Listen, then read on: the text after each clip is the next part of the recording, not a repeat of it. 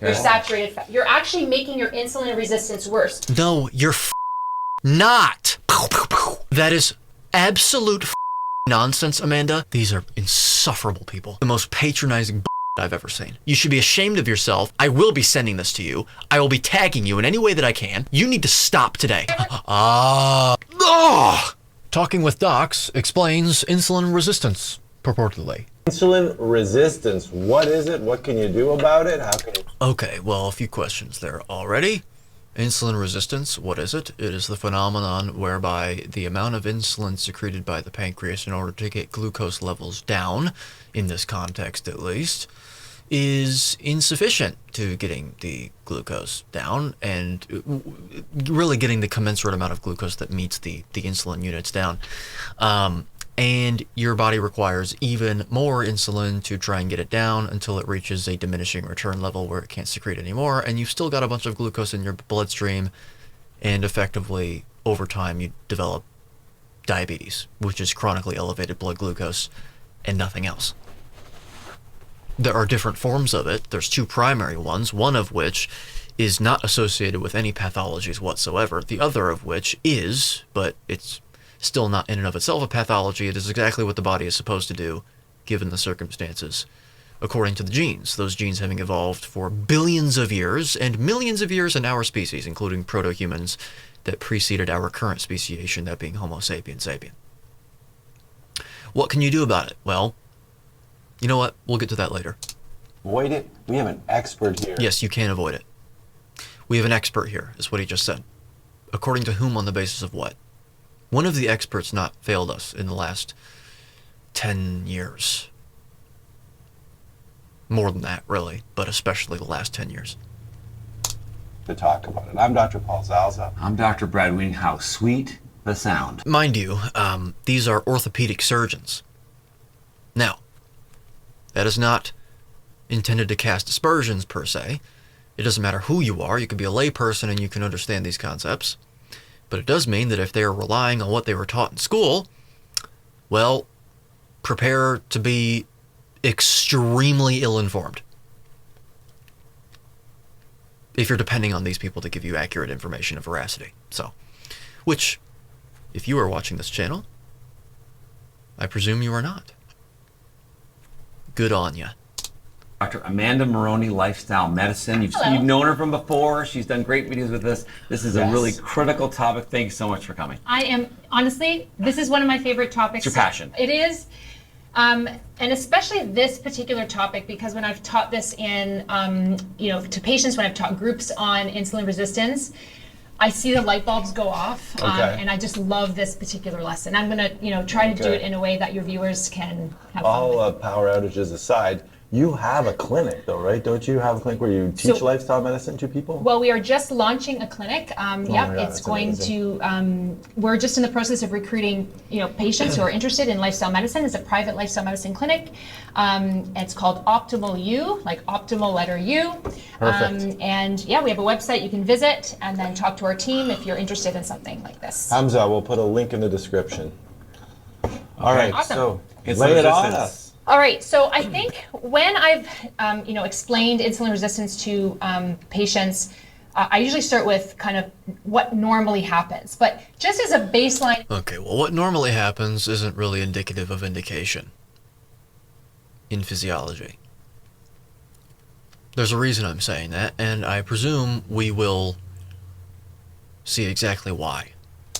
Or a description of what insulin resistance is. It's basically when your body is Let's hear it. resistant to insulin. Well, I know that this is sort of a facetious oversimplification. I'm sure she's going to delve into this deeper. But the question remains as to why. And this is where people tend to go wrong. They also go wrong sort of subsequently as a result of getting the why wrong, the why it happens, in saying that insulin resistance is pathological and needs to be treated. I'm not saying that you want to be insulin resistant, per se. Depends on the context, of course. Sometimes it's completely innocuous and benign, and in fact, not even really innocuous or benign, but appropriate to be exhibiting physiologically. in the case of physiological insulin resistance, or also known as peripheral insulin resistance, in the traditional colloquial sense, it is not something that you want to be exhibiting. Sure, I'm willing to accept that, but it itself is not the problem. And we'll get to it. Hey. Where'd they get the name? I know. Okay, Fancy. well, I have a confession. Because I don't want to lie in a bed of lies here. I like it. Last Confessional. night, I was on call and I ate half a chocolate bar. Okay. So that's not appropriate. Physiologically speaking, it's not indicated. That's contraindicated. Buy now. Second edition is out now. Link in the description below for all formats: paperback, hardcover, ebook, and self-narrated audiobook. Because I'm all about authenticity. I needed to pick me up. I had to come back in to operate. It was a Twix. I ate one of the... Ooh, even worse. Trans fats from seed oils, aldehydes from seed oils, large bolus of polyunsaturated fatty acids beyond what our genes most genotypically evolved to withstand throughout history. Lectins, oxalates, oxalic acid. Doesn't seem like our genes have genotypically evolved to withstand those to any sufficient capacity either. And a bunch of toxic, contraindicated carbohydrates. The amount required being that of 0 grams in every single population and person, therefore studied empirically and observationally, and evinced physiologically in clinical settings, in every person studied. That's the caveat. Who is able to stop at just one bar of the Twix? I ate the Twix. Well, there you go. It's addictive, isn't it? Because carbohydrates are extremely dopaminergic. However, that's a little reductionist. If we're going to be extremely objective, you'll struggle to find someone more objective than me in this space. There's also a bunch of fat contained in it, which is also dopaminergic. The most dopaminergic stimulus to introduce to a human body is fat and carbohydrates together. If you combine protein in with that as well, that may even be more dopaminergic, but protein itself I don't think really has any dopaminergic effects. But anyway, one of those is actually required for human physiology and the other isn't. So in the context of fats and carbohydrates. So there's a hint there. It'd be awarded The a Twix, medal. You left the Yeah, X. Twix. Yeah. And This is no judgment space here. I know, I'm Safe not- space. Safe space. If I'm being fully honest, You had the second. I'm probably going to eat the second half tonight. But I need a strategy. I need a Okay. strategy from you at the end of this video. How could I not eat that second Twix? Because it's sitting in the cupboard. I know exactly where it is. The package is open. What does this have anything to do with insulin resistance? Insulin resistance explained what you need to know. I don't understand. This is supposed to be for people that don't understand insulin resistance. Do I need to jump in and explain it in more detail? Because the first bit of this video, my introduction, was a little cursory, frankly. Do I need to jump in? Yes. It's going to go bad. And just wait, if you have a confession, if you have a guilty pleasure that maybe you know is not a healthy choice and may be leading to insulin resistance or troubles like this, please share it in the comments. Okay. I love this. Oh, that's what it was for. It was for engagement. That's fine, whatever. But let's get into it. Let's get going. Also, you can just choose not to do something like that. People falter, and I get it. So it's a way of people connecting in the comments. Good strategy, but... Okay, Twix. so I think it helps to understand what happens normally in the body first. Well, again, we covered normally. I get what you're saying, but I'm here to clear the noise, cut through it, really. And say to people before you get into this, when she says normal, keep in mind that just because it is normal does not mean that it is appropriate to be doing this. What she's going to say, you do, because there's subconscious messaging here that is even subconscious to her. We'll cut through it, but look out for that word normal. You know what's normal in the body and how glucose is metabolized when you consume. Well, I've done an entire video on how glucose is metabolized, how it actually is required, how I'm having no problems deriving enough glucose for physiological function in my body. It's called carb delusion exposed. I'll link in the top right corner of the screen. I know very, very, very deeply how glucose is used physiologically in muscle cells, in erythrocytes, in astrocytes in the brain, in liver cells for glycogenolysis. Something I know quite well. Let's see if you get this right. Glucose. It's easier to understand than what goes wrong and then why what I'm going to recommend makes sense. Like, I just want things to make... Well, so now you're not just explaining insulin resistance. You're going to recommend to do something. So this is interesting. We'll observe that as well. Because when they make sense to my patients, then they're more likely to say, okay, this is something I understand what the treatment's about and why it's happening. So... Right. Completely sensible approach. Good. Normally when I explain this, I'm teaching in front of a group, I'm drawing things on the board, on a whiteboard. We don't have, I think the hospital would not like me drawing on this board. not. So I have actually decided to make a live model. All right. I just need 2 volunteers. I will. Yeah, I will. Yay. Oh, that's amazing. Is it okay that Paul had the Twix though? Should he maybe not be involved in this part? half the Twix. It's okay. It's okay. So I need, I'm going to be the pancreas. Okay. Okay. So Oh. Okay. Okay. All right. I'm the pancreas. I love it. The beta cell specifically. Would you like to be the muscle or the liver? Muscle. I know. I thought you'd say the muscle. Right? So we've I don't got- even need a size. So you're the liver. You're so predictable, need- Zazal. Hey, All right. take it easy over there, liver lips. Okay. Okay. So we've got Paul's our muscle cell. Brad's our liver. Okay. I'm the pancreas. Now, before I go into what happens in these particular cells and organs, we need to introduce 2 other players here. We've got glucose. So what is glucose? I've mentioned this. Glucose is a monosaccharide. It can either be ingested directly in the form of glucose, which is relatively rare, actually. It can be yielded from the breakdown of amylose starches in the mouth, actually first before it even hits your stomach, and is broken down by amylase. Or it can be derived through the enzyme sucrase from the breakdown of sucrose after ingesting things like table sugar, which is glucose and fructose 50-50.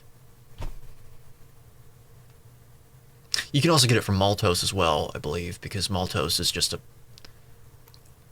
polymer of glucose as well, through alpha-1,4 glycosidic bonds, I believe. Anyway, that's what it is. Yes, it is a monosaccharide, as opposed to a disaccharide, like sucrose and maltose, and lactose, actually. So that's another way that you can yield glucose. It's from lactose, if you have the lactase enzyme expressed in your stomach. If not, you're probably lactose intolerant, so. Times. Glucose is a molecule that our body, it's the body's primary fuel, right? All right, so, completely ambiguous. Sorry, Dr. Amanda. This misinformation, the subconscious messaging, needs to stop. I know that that was a very aggressive approach to what you just said, but, well, it needs to be stopped in its tracks, what you're saying. Glucose being, we need to break this down. Glucose is your primary fuel source. That's what you just said. That depends on what you're eating. My fuel source primarily is not glucose at all. It is fatty acids and ketones. Ketones being created from fat in the liver. So basically, just to simplify, my fuel source, my primary fuel source for creating ATP in the mitochondria is fatty acids. All throughout my body, including muscles, by the way, Amanda. Muscle energetics is extremely convoluted and complicated. I spent months studying that. I know it like the back of my hand. Right now, my muscles are primarily using fat and ketones, but primarily, once again, fatty acids. Okay, so it depends on the person. If you consume lots of glucose, it will be your primary fuel source. Absolutely. All right? If you're not, well, then it won't be. That's just common sense. We'll get back to that in a minute. What's the second thing you said? Fuel source. Well, we need to determine what you mean by fuel source. As captious as it sounds, you might think, well, it's obvious what she means. It's the thing that powers you. Yeah, but There are different ways that your body powers cells. There's different pathways. When she says fuel source, given what I know about biochemistry, it's very clear, it's patent. What she is saying is what your mitochondria use to create ATP, to create energy for subsequent ATP creation. Okay. That begs an entire question as to whether or not that is the only way your body produces energy. Or really powers itself is what we should say. The question being begged, well, I have an answer for it. The answer is no. Why am I making this distinction? Because without glucose, you will die. Without glucose, I would be dead. Completely dead. The reason for this is because your body requires glucose to power itself in many different ways, in ways that are completely separate from the mitochondria. And that brings me to my main point. You're talking about muscle cells here. You're about to talk about muscles. My muscles are using fat to create ATP at the level of the mitochondria, oxidatively, through oxidative phosphorylation. And they are also using glucose in a completely different part of the cell to power my muscle contractions. They're using both at the same time. So when you say primary fuel source, you need to clarify what you mean. For me, I know exactly what that means, which is completely wrong, or at least it completely depends on what you're eating. So, but for the normal viewer, the layperson, they don't know what you're saying. They have no idea. They go, oh, well, you need glucose to power your body. So implicitly in that statement, you're implying that it's preferred by the body, which is what my final point is. Really, when you say primary, you are saying preferred. That's what you mean. I have watched this content so often, I know exactly what you guys mean. This is base level stuff for me. You are meaning preferred. The body prefers it. I have an issue with the word preferred to describe what the body uses and doesn't use first. Because the body doesn't have a consciousness. It's not preferring anything. Why do I say this? Again, you might think it's pedantic. There's a very sound reason for this. The reason that I say that is because so long as the chemical pressures are that favor the oxidation of fat, the oxidation of glucose, pyruvate, the oxidation of ketones, that will happen, irrespective of whether the body actually prefers it, in other words, succumbs to damage by oxidizing it and using it, or not. The body doesn't prefer the glucose. It's anthropomorphizing the body in order to beguile people into believing more easily and more readily that they need to consume glucose when they don't. From every single inference that is available to us and has been available to us for decades, Amanda, with all due respect. So, completely eviscerated that claim. Glucose is the primary fuel source for the human body. Well, it's not like there's only one fuel source. It can only use one thing at once. First of all, like I just explained, my body is using fat and glucose at the same time, despite the fact that I haven't consumed it at all. But also, primary, well, that depends on what the person is eating. It's not my primary fuel source. Whose primary fuel source? Mine? Yours? No. It's fat. Because by fuel source, you are referring to mitochondria. And my mitochondria are mainly using fatty acids and ketones, not glucose. In other words, really pyruvate. Because the mitochondria doesn't use glucose directly. It has to take pyruvate and enter the transition stage. See, this is stuff I understand very, very, very clearly. Like the back of my hand. So I can't wait until she gets to the muscle part, because I'm sure that it'll be the same mistakes. And I don't relish talking this way towards a woman. I'm not saying that in a patronizing way, as much as really no matter what I do, it'll come across as that for some people. But I'm a little more tame right now. This is like gas for a car, right? C6H12O6. Well, we covered that. C6H12O6, yeah. So he's basically talking about the chemical constituents of glucose. It's really the chemical formula. That's what they call it. Yes, correct. Right. So it's, again, with the implication that that's the only gas for your car, and there's only one way that your car, your body, can actually create force for work. Which isn't true. Pew, pew. My finger is using glucose to twitch. Pew. And yes, by the way, glycogen, which is what glucose exists as in muscles, is always being used at all muscle twitches of all intensities, by the way. It is not only used in high intensities. Go check out a paper by Schulman and Rothman that explained this very, very eloquently, really, in a rattlesnake's rattle, which was then verified to happen in human bodies as well. Glycogen, pew, pew, okay? In order to replenish the glycogen, it requires ATP, which is created by the mitochondria and then transferred by creatine. That's what's going on. They're using both at the same time. They're using both substrates at the same time because my mitochondria are using fat.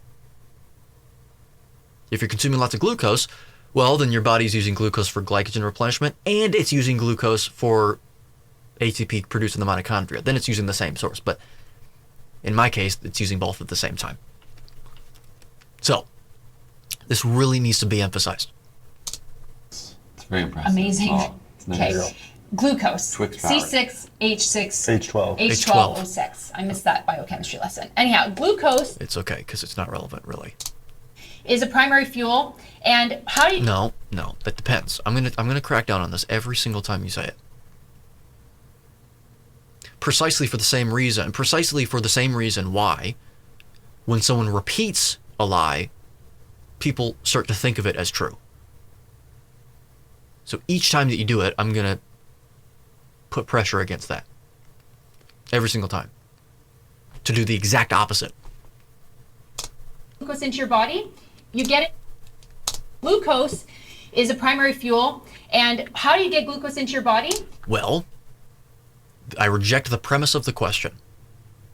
How do you get glucose into your body?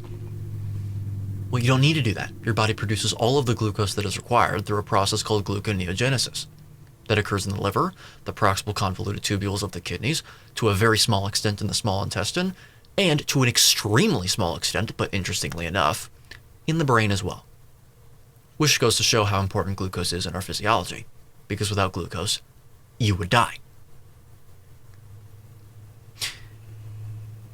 It is important to note that the mere existence of gluconeogenesis as a process is not sufficient, logically speaking, to establishing whether or not glucose, exogenous glucose, is required for an organism or not. Every single organism has gluconeogenesis, including hummingbirds that primarily consume glucose as their fuel source. Because every single animal faces the threat of starvation, and they also face the threat of, well, not the threat, but they sleep. So, just depends on how long they sleep as to whether or not that detail is relevant. But anyway, it's our efficiency. It's the rate at which your body can produce it without consuming the glucose. And in every single person studied in a clinical setting, it has been 0 grams to speak of over the lengths of time that those studies have gone on for. Okay, lack of evidence isn't evidence of lack. It could be the case that one person may appear to require some carbohydrates. But then that begs another question as to whether that's because of a phenotypic adaptation to past diets that seems to function as a pseudo-genotype, or if that's due to their actual ingrained genotype according to their ancestral lineage. That has resulted from their ancestral lineage.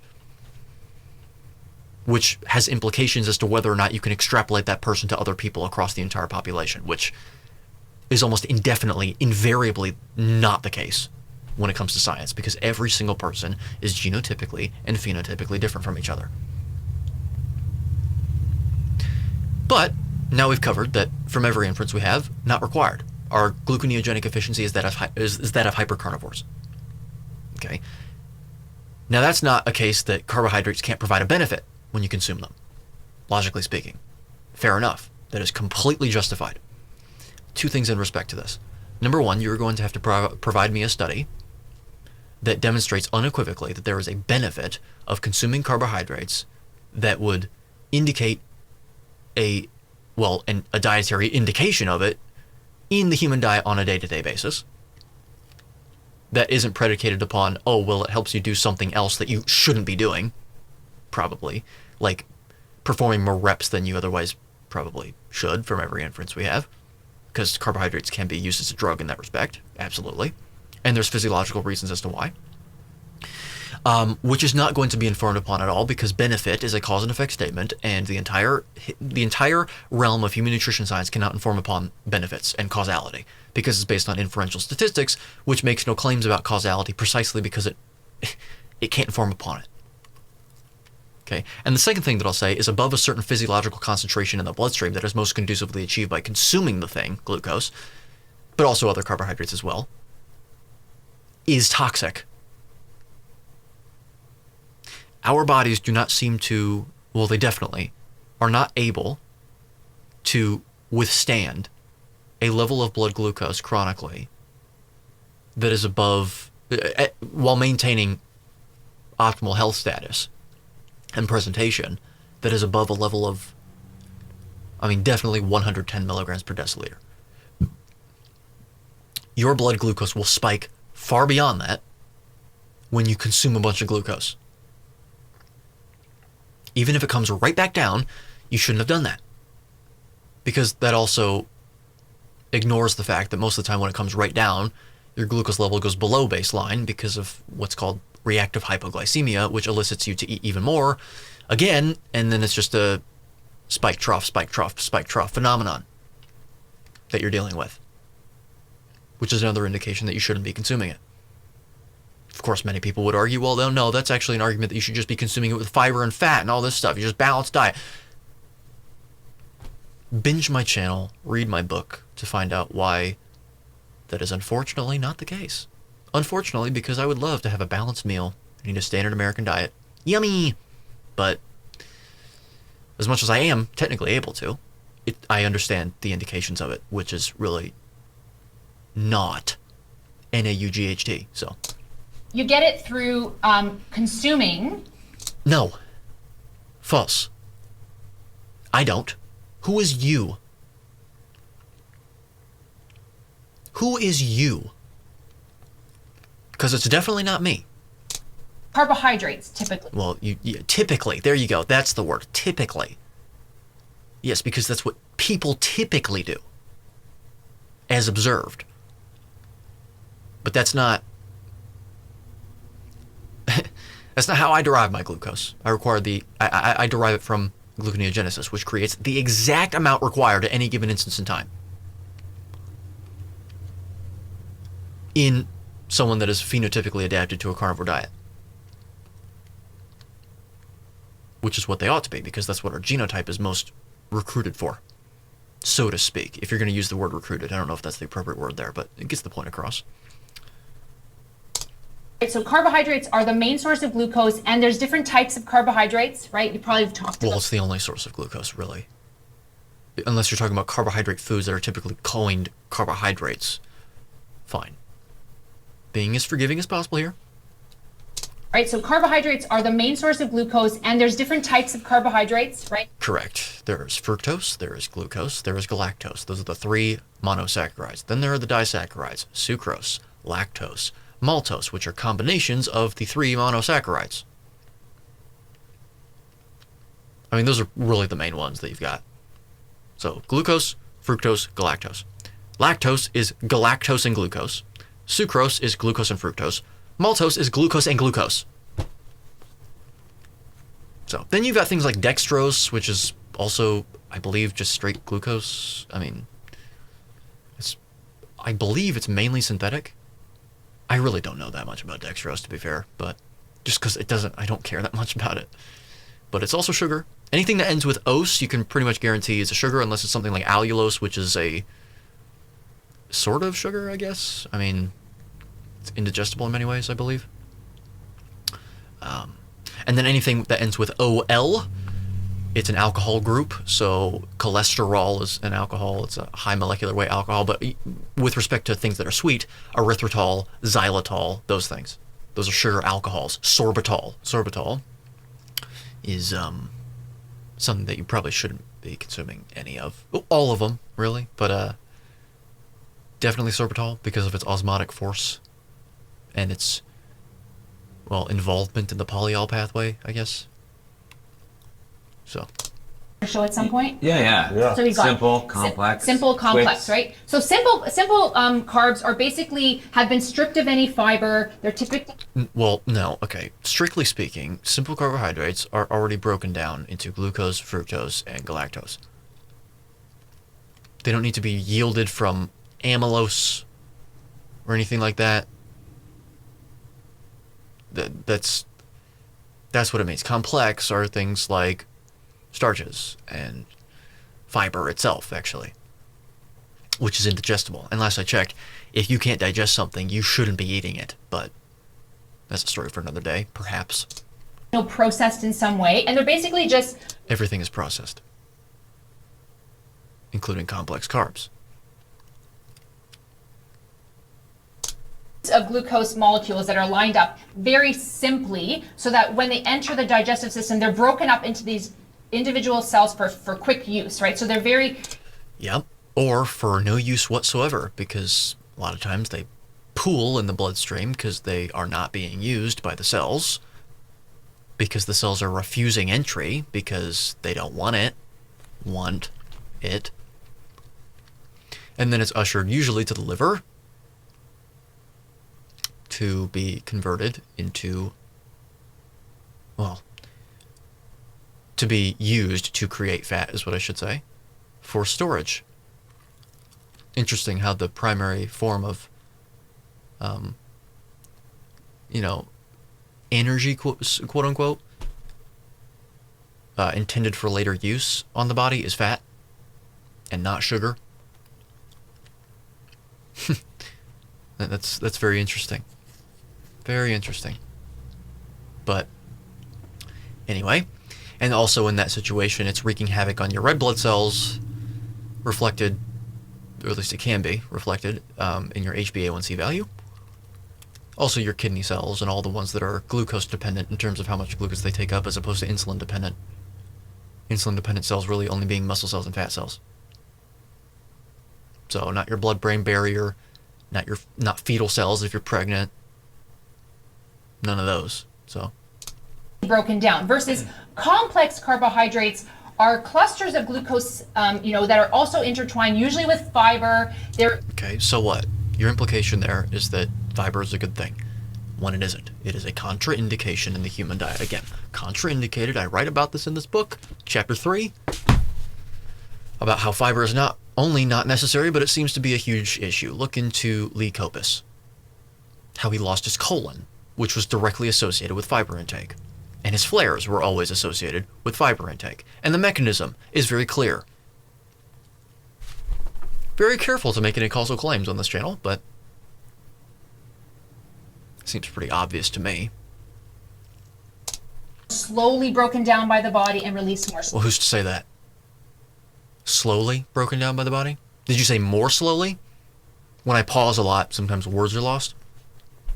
Because if you said more slowly, then perhaps. Except for the fact that most complex carbohydrates break down directly into glucose molecules like you're talking about in the mouth through salivary amylase. And before anyone says, well, I mean, we have salivary amylase, so therefore we should be consuming carbs. Look into positive and negative selection pressures in evolutionary biology properly, fully understand them, fully comprehend them, and then get back to me.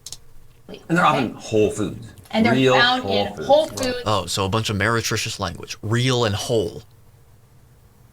So dressed up marketing terms. Because exclusion is the perceived antithesis of that, or to that.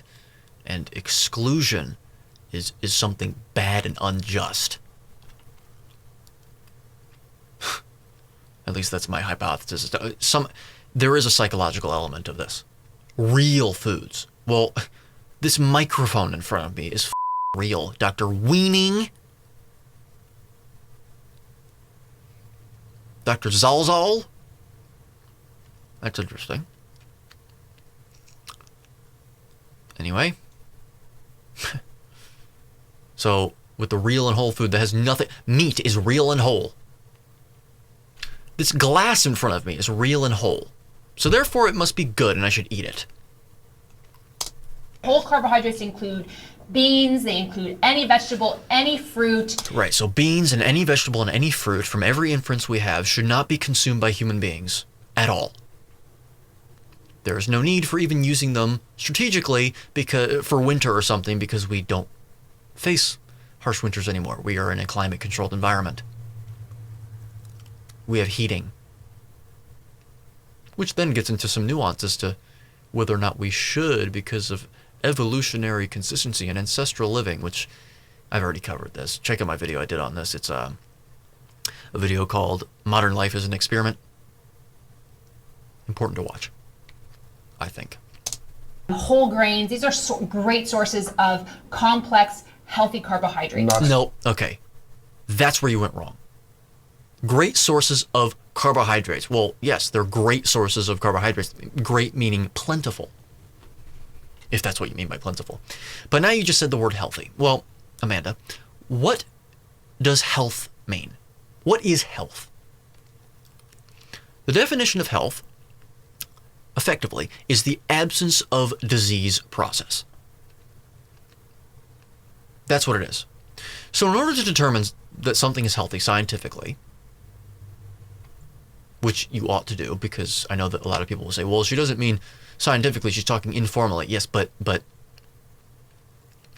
you shouldn't be lacking truth when you're informal. It should still be surrounding truth. So we need to, anyway, formally define this. You need to provide a study that demonstrates unequivocally and unambiguously that the foods that you are referring to show, causally speaking, an amelioration of a disease process directly causally correlated with its consumption in all people across the world. That's what you'd have to do, because you can't extrapolate the results of the studies that you've conducted to an entire population when it's based on one population of people with different genotypes and phenotypes. You can't do that because you can't form upon that. You can formulate an opinion about it. Now, if by healthy you mean it contains things that promote survival and health, well, it's a different story. Sure, it absolutely does, but then that would mean that literally every single thing on the shelves, and not even on shelves, but in nature, is healthy. Because everything, including paper, has those elements. There's certain exceptions, of course. In fact, I say paper, but, well, yeah, because paper is mainly fiber, and you can eat that, and you can ferment it into short-chain fatty acids for fuel. There you go. So, obviously, that would be a silly definition. So, no. What their implication is when they say things like healthy is mitigation of negative heart health outcome development in people, which is nonsensical, unfounded. You shouldn't be determining whether or not something is healthy. You should be determining whether or not something is indicated in our physiology, genotypically speaking, according to the Darwinian principles of evolution, according to every hard and soft inference that we have through observational paleoanthropology, chemical anthropology, biochemistry, human physiology, comparative anatomy. If I didn't say that already, I believe that I probably did. And yeah, also anecdotes, because they actually do serve a purpose and have utility. Case studies. And you can make some softer, very soft inferences based on some randomized controlled trials, so long as they are conducted appropriately. If they have a sample size of 12, well, you can pretty much throw that out the window.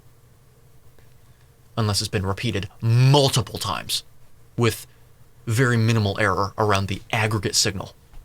That's when you get a whole meta-analysis situation, and you have to look at that and what the methods were and blah, blah, blah, blah, blah. See, I understand science like this. I get it.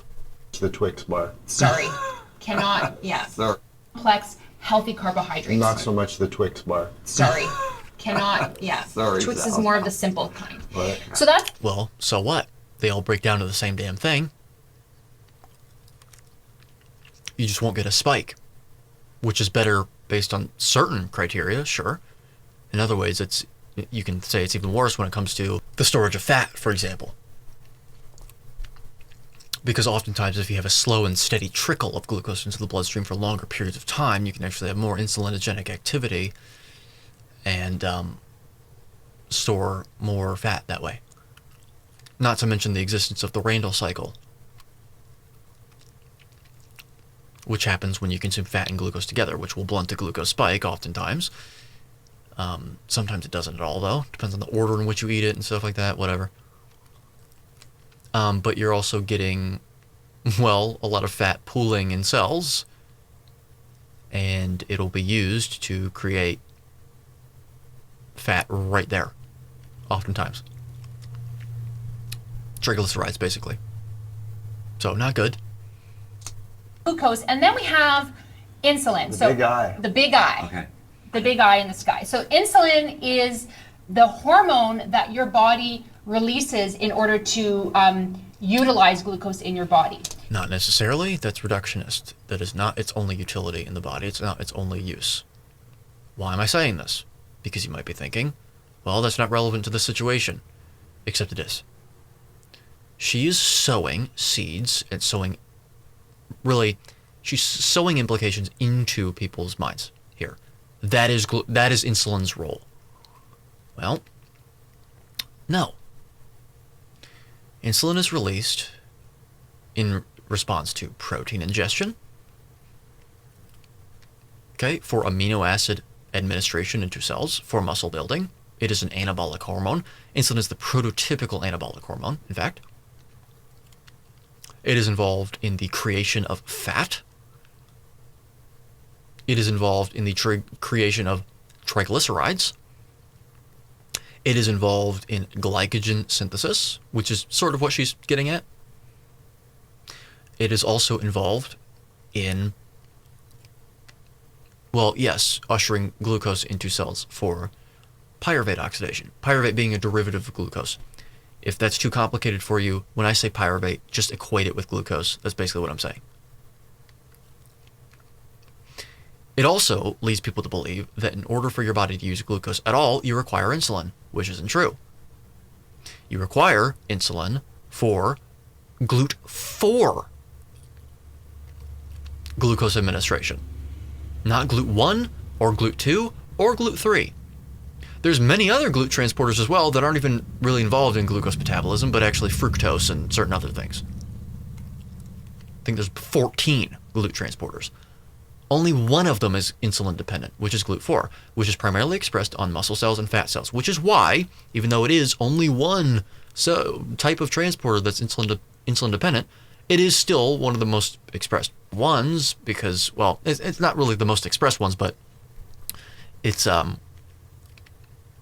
there's more mass in the body that expresses GLUT4 in terms of absolute amounts. So that's why it's almost always the one that's cited. Insulin and glucose, GLUT4. Because, well, skeletal muscle takes up a large majority of your dry mass and even wet mass. And then also the fat that you have on your body. So, but yeah, muscle cells actually typically are using GLUT1. They're using GLUT1 primarily right now. Interestingly enough. So, except for the brain is like the hoarder of the glucose. It is your master control center. It needs a lot of energy, and it's it needs a lot of mass to create ATP very quickly. Okay, why am I getting into this distinction? Because the only organelle in the body that actually creates energy is the mitochondria in the form of chemical potential energy. The cells in the brain that actually require glucose are astrocytes, and as much as they have mitochondria, the only requirement for glucose in the body is anaerobic, not aerobic. It is anaerobic, which means that you're not using the mitochondria at all. You need glucose to create ATP very quickly through glycogenolysis in those cells to supply chemical potential energy through ATP hydrolysis at the myofilaments, actin and myosin, for a contraction. That's in the case of a muscle fiber, by the way. That's actually not even what I'm talking about. I'm talking about an astrocyte. I'm getting a little lost here. Either way, the astrocytes create lots of ATP, and they hydrolyze it. but it's not through the mitochondria. So they don't need a lot of energy. Not to mention that even if they did require it in the mitochondria, they're not deriving energy, they're deriving mass, and they're using it to create energy. So the law of conservation of energy, energy cannot be created nor destroyed. And, anyway. So, yeah. So they don't need a lot of energy, they need mass. Now let's get to your real point here. Yeah, the brain is the hoarder of glucose. It requires a lot of it. Yes, but that depends on who you are. Your brain requires less glucose the less you eat of it, because your neurons start to depend on ketones. And contrary to popular belief, it's not like your neurons require some glucose and can subsist on 80% ketones or something. No, it's the minority of the brain that requires glucose, genotypically speaking. In astrocytes, neurons never require glucose, genotypically speaking, so long as you reach your genotypic maximum adaptation set point for a ketogenic diet.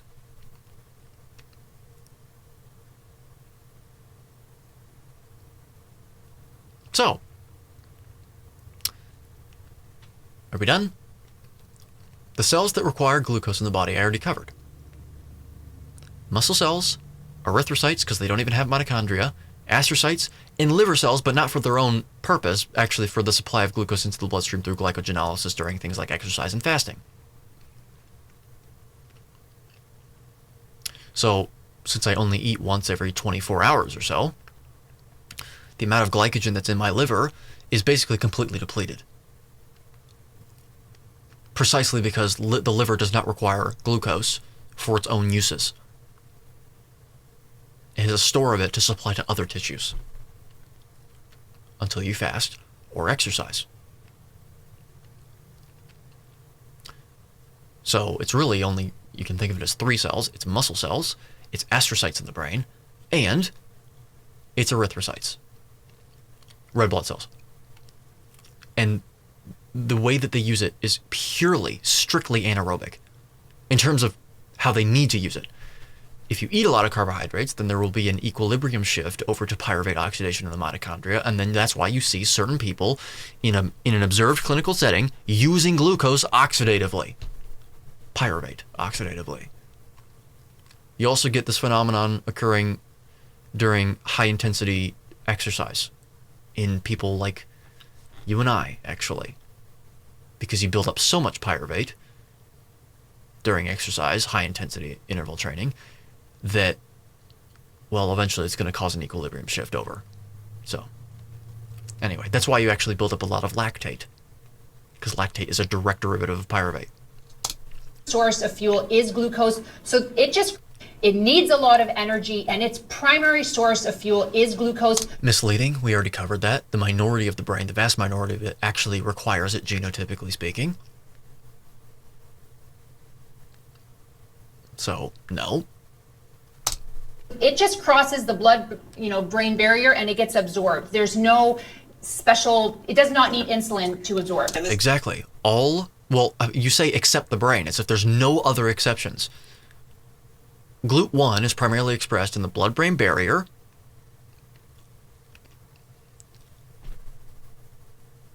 red blood cells, and fetal cells. GLUT2 is primarily expressed in the kidneys, the liver, and the pancreas. GLUT3 is primarily expressed in the placenta, the neurons, and the kidneys, and GLUT4 is primarily expressed in the muscle cells and fat cells. You see how many different things that I just covered? It's not just the brain. Protective for us, right? Absolutely. So if you end up in a crisis and need energy in your brain can be like, okay, where's the insulin at? We got to activate the receptor, and then we Right got the brain. Exactly. straight to it. Okay. So we now we've got insulin. Insulin is a hormone. It's released by the beta cells of the pancreas. Correct. Yes, through GLUT2. And that has to do with potassium and calcium ion channeling, which is shifted depending on how much ATP is being created. The ATP in beta cells that is created per unit time increases when glucose is ushered in, because glucose can create ATP like that, very efficiently, very quickly. through glycolysis, an anaerobic 10-step process that yields a net of 2 net ATP. The pancreas, okay, that's me. And then, so we're gonna pretend that this is the bloodstream here, okay? So what normally happens when you consume a banana, carbohydrate, gets broken down. Well, who's consuming a banana? If you are, don't do that. Because I'm a cult leader, and so I immediately would have to boot you out. Of course. Tee-hee. Into glucose molecules. The glucose molecules are floating in the blood, and your body detects the sugar or the blood sugar or the glucose going up, and so it signals to the pancreas, hey there, I got glucose in here. I'm sure there's some cells that need it. Okay, this is not how this works. So you're anthropomorphizing the body. Now, to be as forgiving as possible, oftentimes that is a useful tactic in order to get people to understand the concepts, because we think as a human. So if you sort of anthropomorphize the body and give people the perspective that it has intentions and has a consciousness, it makes it easier to understand. I get it. However, oftentimes I've noticed, when you do that, you are sacrificing necessary details, and or you are framing things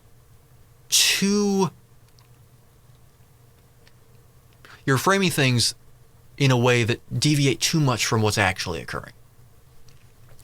What actually happens is when you consume glucose, it enters the bloodstream, but it also enters the pancreatic beta cells themselves. It enters the cells. And according to the concentration of glucose that is flowing into the pancreatic beta cells, there will be a commensurate level of insulin that is released. That's why it's always the same amount according to the glucose level that's released in terms of insulin. Sometimes it's too much, of course, because you get such an influx that this indicates that it's actually completely unnatural to have a spike in blood glucose. The only way in which you're going to do that is by consuming straight carbohydrates, because your body actually releases a disproportionate amount of insulin to bring down glucose oftentimes in those situations, resulting in reactive hypoglycemia. In some people that doesn't happen. It reaches directly just to baseline. That's great. But for a lot of people it doesn't. And then you get diagnosed with hypoglycemia and you're told to eat a bunch of sugar. This actually happened to my friend's girlfriend years ago. And I said, that's not how that works. Anyway. So it signals to the pancreas to secrete insulin. Okay. Now, insulin can't, so glucose can't just get into the cell. Yes, it can. Yes, it can. It's doing it right now as I speak. You're talking about GLUT4. It can't get into GLUT4. The only indicated time for that to even happen is when you are exercising with high intensity interval training, because you have a buildup of AMP, which triggers AMP kinase, which recruits GLUT4 to the plasma membrane. Because a lot of people think that there's just transporters all around your cells, which is true, but they think that that includes GLUT4. That's not true. GLUT4 is not embedded into the cell membrane.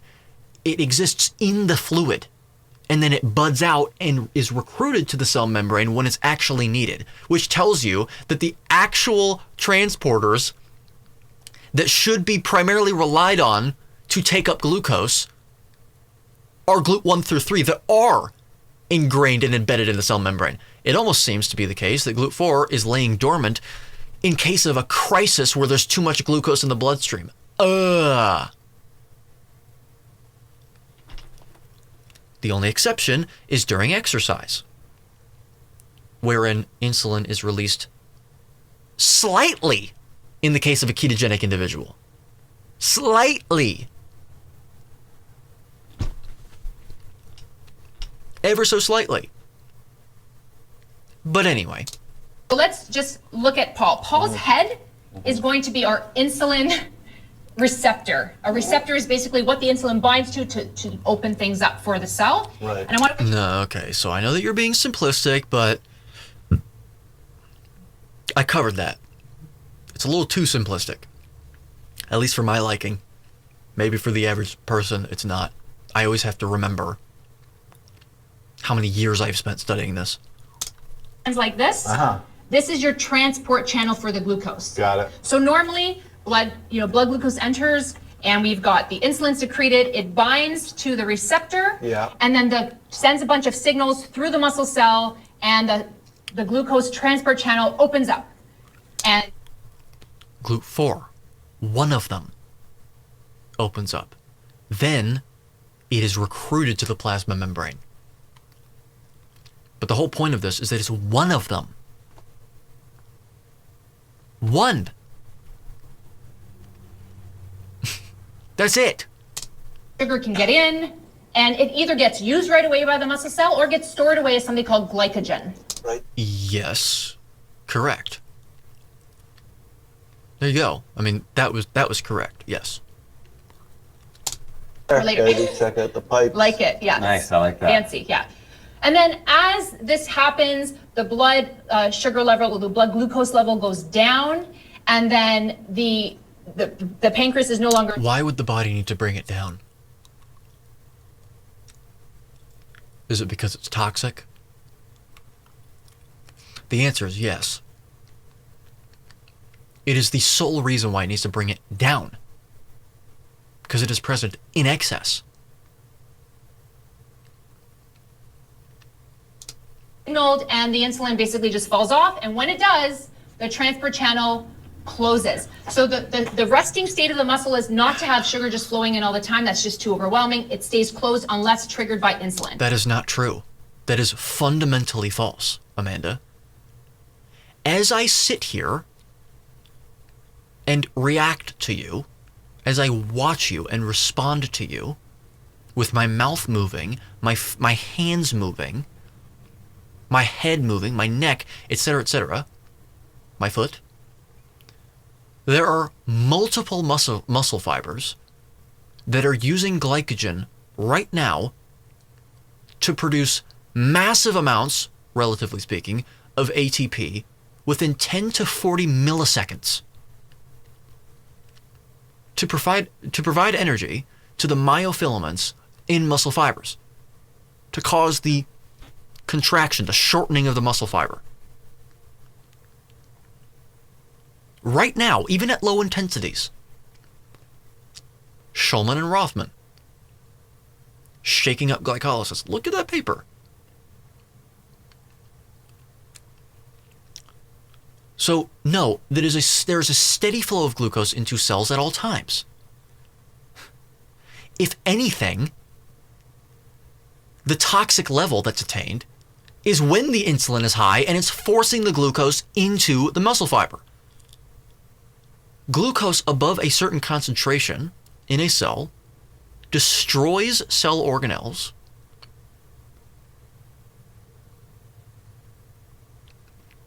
tears cell membranes to pieces, binds to nuclear DNA and also mitochondrial DNA, so it's a potential carcinogen above a certain concentration. Keyword potential.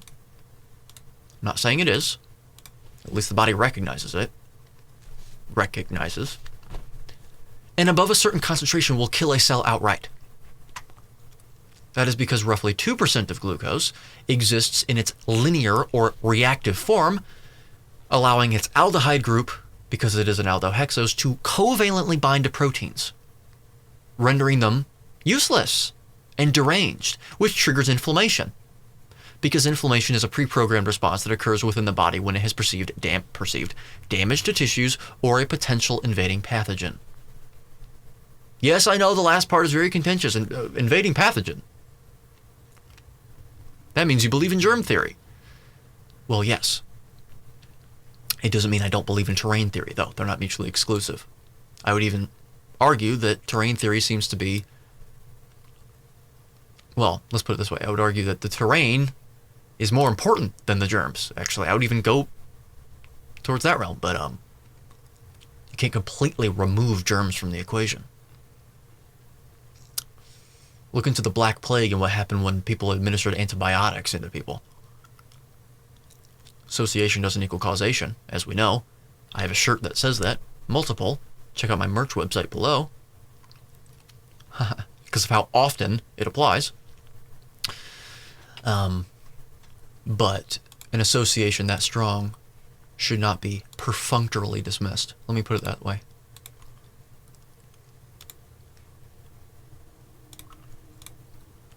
I've heard that bacteria could possibly, they exist in different forms depending on the terrain that they're administered into, which, you know, there you go. But that has no effect, that has no relation to viruses. Anyway. That's normal. Also what happens, it stays closed unless triggered by insulin. Okay. That's normal. Also what Right, happens... so not only is it not normal, it's false. What you just said is false. Normally is what's happening in the liver. The liver is a big key player in how glucose is produced. It's pretty important. It's super important. Fitting kind of that I actually had the liver, maybe. Sure. Yes. Fair. Well, You pancreas. can always transplant Yeah. a new liver if we need it. So what normally happens in the liver is responsible for making sugar through a process called gluconeogenesis. Yeah, so what is your point then about telling people to consume it? Because basically what you're saying is that it's completely normal and typical that people consume carbohydrates. And your implications here, I think, are very patent, which is that it's completely normal, and normal is synonymous with indicated and appropriate. So there you go, gluconeogenesis, yes. The efficiency of which is that of hypercarnivores in human beings, because we are precisely that. Scrabble word you should keep in your back pocket. I like it. Gluconeogenesis. I'll give you a few more Scrabble words later. Yeah. But so the liver's responsibility is to make glucose when there's no carbohydrate, no glucose in the blood. You're not consuming. That's not true. Well, depends on how you phrase it. The chemical pressure is that which imposes a demand on the liver to produce glucose once it is approaching a lower level. So you'll never actually see the lower level realized. So what we say is, well, when it goes down, the liver produces it to keep it from going down, basically. That's the idea. Yes, correct. That is correct. Between meals, for example. Because remember... No, not between meals. I mean, yes, between meals. But also, if you're living an indicated lifestyle from every inference we have,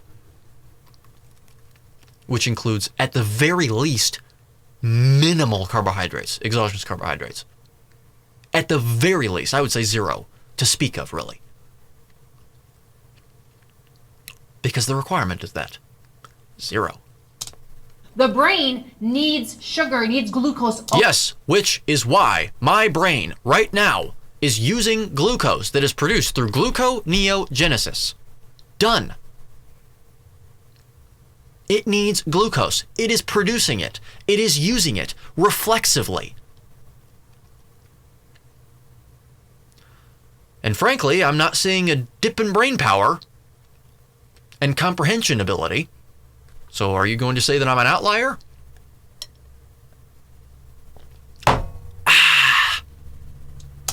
Time to function properly. Correct.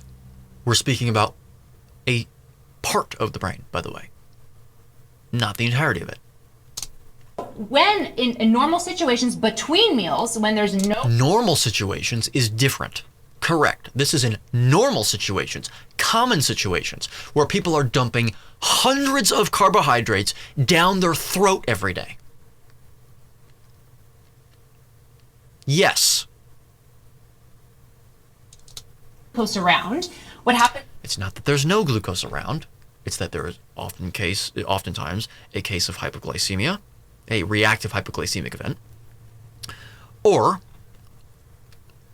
they're approaching that because their phenotypic adaptation and ability to produce glucose through their liver, to use fats for energy production purposes in other cells like muscle cells, to use ketones, is reduced.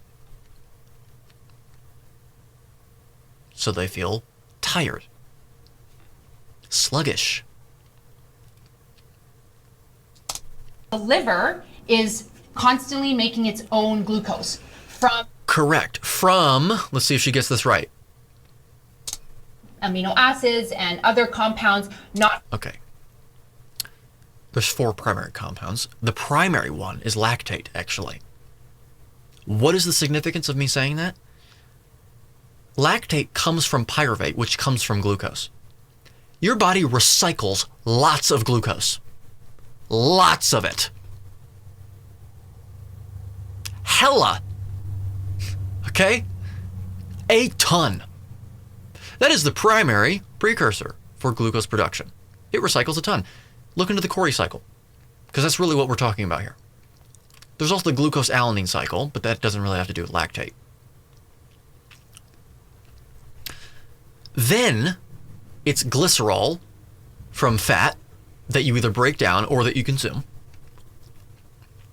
Then it's amino acids that are typically from being over protein fed or starving. It's activated on the extremes of both spectrums, because the amino acids are in the starvation episode are derived from your muscle tissue. You'll actually start breaking down your muscle to produce glucose. And then you've got odd chain fatty acids through beta oxidation, through propionyl-CoA. Interestingly enough. So yes. Carbohydrate. So it's making its own, so you can just hold this amino acids and other compounds not from carbohydrates. So it's making its own, so you can just Yes, through non-glucose precursors is what we call that. this glucose here. That's its normal job. When One of them. you eat something with glucose and it enters the bloodstream, insulin is again secreted. It's gone to the muscle already, but it Insulin. Yeah, okay. I'm going to let her say this because I think she's going to say something correct. Let's see. then binds to the receptors in the liver. And it has an opposite effect. It stops the production of glucose. No. It influences it reduces the amount of glucose that the liver produces. Very glad she brought this up, because she doesn't even realize that this goes against her entire ideology. Hyperinsulinemia in people studied only reduces gluconeogenesis by a slight amount. Why is that important? Because that indicates right there that human beings genotypically are not designed to consume lots of glucose. Because if we were, then our liver would be able to reduce its capacity to produce glucose, or would be able to reduce its production rate of glucose, according to insulin levels, far more. I believe it's about 20%. It's reduced in people studied. I always give that caveat. That is extremely important. Also, it doesn't bind to receptors on the liver cells in this respect. It really is functioning as a hormonal inhibitor through phosphate reactions on enzymes in the liver. Which ones? I can't remember at the top of my head. Okay? Because it's the body's way of saying, hey, guys, I'm good. I've got a source right now. Except, why do type 2 diabetics have a problem with producing tons of glucose from their liver still? It's because it doesn't stop it. What is one of the reasons that metformin works so well? Because not only does it force glucose into cells, not by pushing it in, but by causing the cell to pull it in, a little different, but also because it stops the liver from producing as much glucose. That's how it works.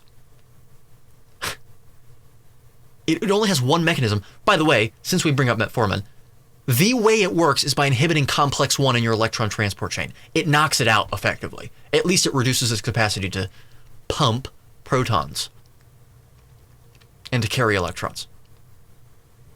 Is that something that you want to be doing? It causes a buildup of AMP, which is a sign of extreme energy deprivation. Yeah, it's probably not something that you want to be doing. Every Western medicine drug has certain indications. You can use them as a tool to get yourself off of the dependency. I guess it's like making less dependent on the big pharma business model.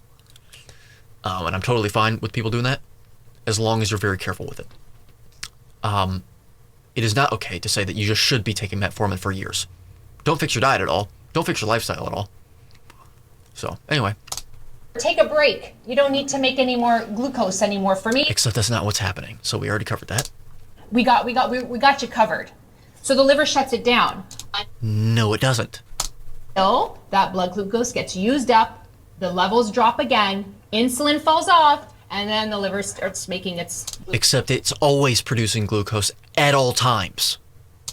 again. Okay. So that's normal. This is what happens in a Normal is not reflective of indicated. We shouldn't be focusing on what's normal. What's normal is being morbidly fat. person, right. So then what happens in insulin resistance? Well, we already covered that at the beginning. We'll get into the mechanisms in a minute whenever you, unfortunately, probably get them wrong. So I mentioned very kind of tongue-in-cheek that insulin resistance is when the body is resistant to insulin. But what that means is there's something getting in the way of that signal. Correct. The implication there is that it's wrong and bad. It's encoded for by the genes. Genes are... the genes having evolved for billions of years, they know what they're doing. Specifically in the muscle cells. And that's something... No. Fat cells too. Not specifically in the muscle cells at all. is actually might surprise you. A lot of people think it's about sugar. I'm eating a lot of Yes, you're eating a lot of sugar.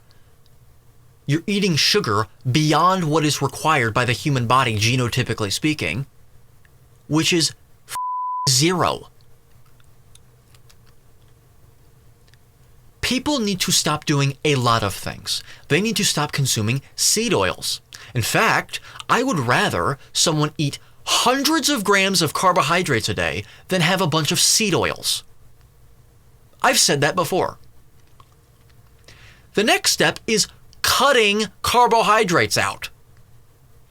Then I would say cutting oxalates and oxalic acid out, then lectins and all the other plant toxins that we don't seem to have genotypically evolved to withstand, and eat a species-appropriate, species-specific diet for human beings, that being primarily the flesh and associated fat of large ruminant animals with added fat given our modern world. It's an approximation to the best of our abilities, according to appetite, to taste, of butter, tallow, lard, suet, and ghee, added salt to taste, and water. Eating when hungry, stopping when full, grounding electrically to the earth, whether it be through a grounding mat, which is right in front of me, a mat with copper wires in it, anything that functions as a conductor, or actively going outside and grounding barefoot on the earth to acquire lots of antioxidants, by the way, because the earth has a negative charge. That's why we have a grounding port in our outlets. And also deriving sufficient sunlight according to what's comfortable for you, which has an effect on metabolic rate, U0, U1, ATPase protein activity in the mitochondrial membrane. Pew, pew, pew, pew. Causes it to spin faster. And then also, I would say, given the fact that we still live in a modern world, consider taking Stem Enhance Ultra, a nutraceutical. It's not a supplement. It's not a dietary supplement. They are marketed as supplements. They are not supplements in the strict definition, which causes the release of your own adult stem cells from your bone marrow beyond what you can release as you age, which will differentiate into any damaged cell according to what the body prioritizes most, which cells are most damaged than others, more damaged than others. And those cells are basically new functioning cells of that type with full-length telomeres.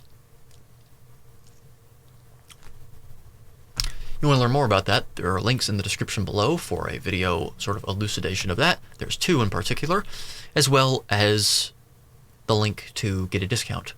And also, if you email me behind the scenes at edgoki@pm.me, you can learn how to earn those products for free, like I do. Because who in the right mind wouldn't want that? Anyway, that's what you ought to do, according to the Darwinian principles of evolution and the subsequent principles of indication, in not just humans, but all species. And sugar and refined carbohydrates do overload the system. Define overload. An overload is anything beyond what is found naturally in ruminant meat.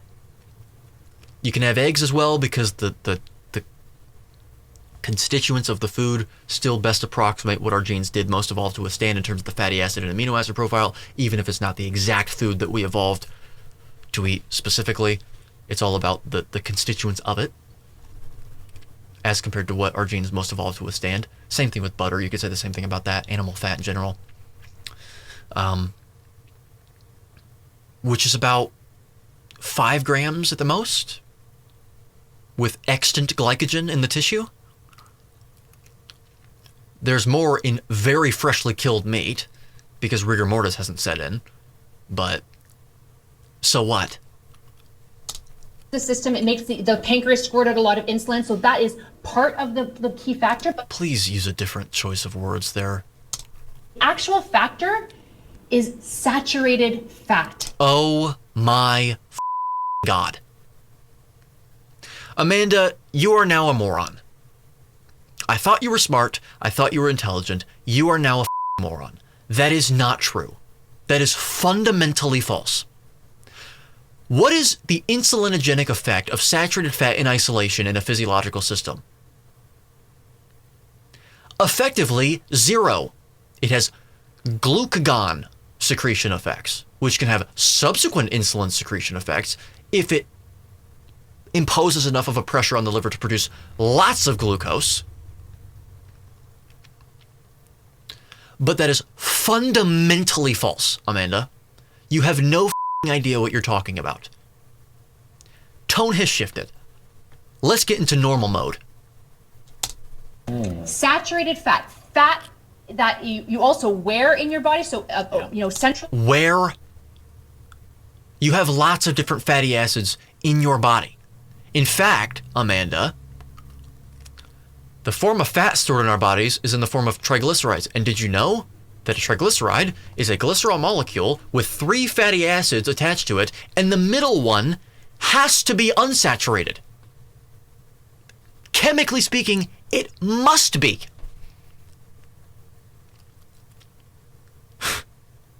Wow. What have our genes most evolved to withstand, or at least more evolved to withstand, genotypically speaking, to a genotypic adaptation degree? Has it been saturated and mainly monounsaturated fats from animal products? Or has it been simple and complex carbohydrates that break down to glucose and provide it to the bloodstream? Wow. According to whom, on the basis of what? What are the mechanisms here? When you have a lot of fat that's in close to your organs, That's visceral fat. Yes. visceral fat, Yes. and saturated fat in your diet. So No. The first part you actually got correct. The fat that's on your body, if you build up enough fat, if you store enough fat, according to your genotypic set point, your genotypic maximum or genotypically maximum ability to produce more fat cells for more sinks for glucose and stuff like that, if you reach that capacity, the cells will reach a maximum hypertrophy, maximum size, and will no longer take up more glucose to convert into fat, because if it does, the cell will rupture. Which means no matter how much insulin is there, it won't get glucose into your cells. That is a form of insulin resistance that's colloquially deemed pathological, which is what I said in the beginning. It's not pathological. It's exactly what the body is supposed to do given the circumstances, because if it does take that glucose up, the cell will die, Amanda. So instead, the cells that suffer are the red blood cells when the glucose is trapped in the bloodstream, because those are most readily reproduced more than other cells like muscle cells and fat cells.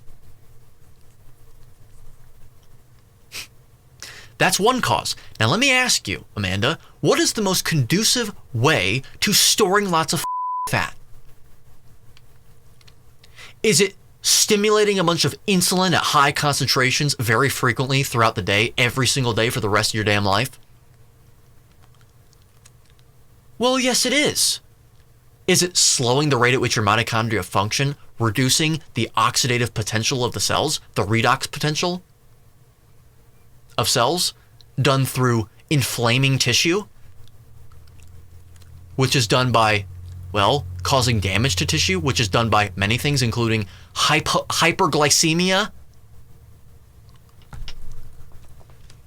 Okay, you need to think about these things very deeply, because you very clearly haven't. And if you have, you need to think even deeper. It's not fat, Amanda. Wow. saturated fat in your diet, and we'll talk about where we find that. Okay. Oh my God. This is the most patronizing video that I've ever seen, frankly, as well.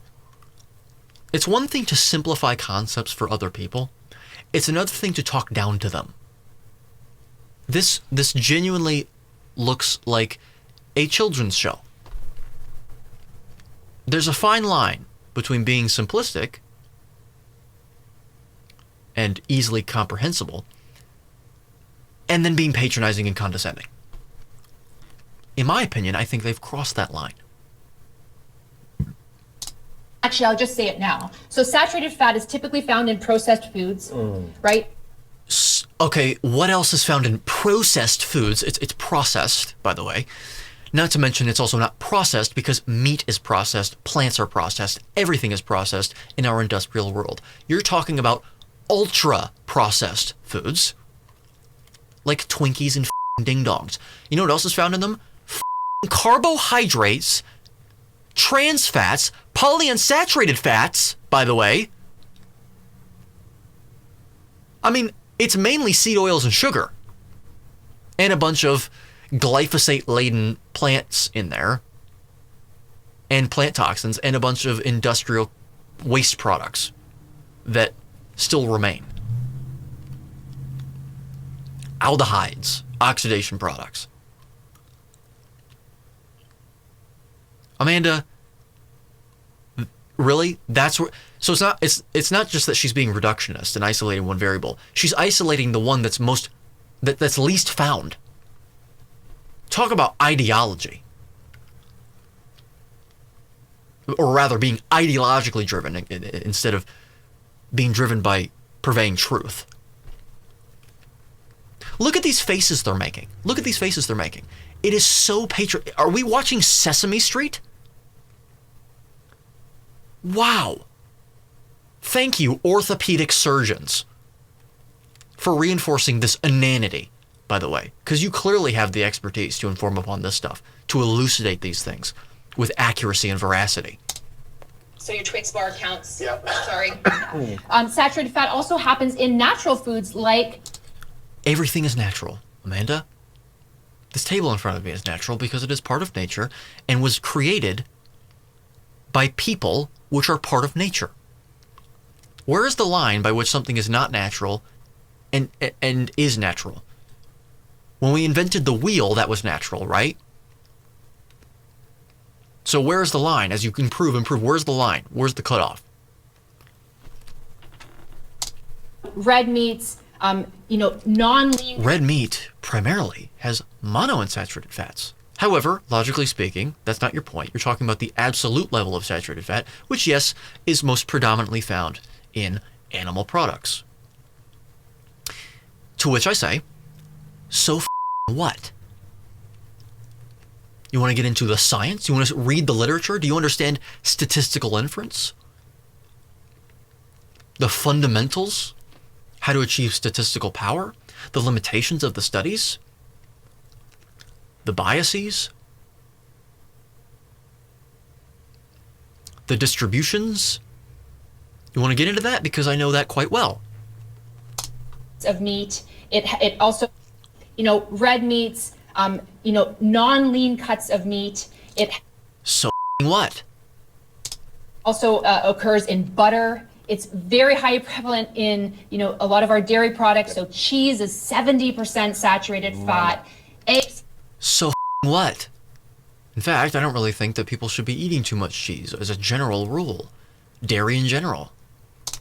Some saturated fat also have some polyunsaturated fat as well. Yeah, so you want to talk about how the junk food that you were talking about, the ultra-processed food, has primarily polyunsaturated fats, and that's the first one that you listed as if it was the most salient, as if you believe it to be the most salient culprit, which I do as well.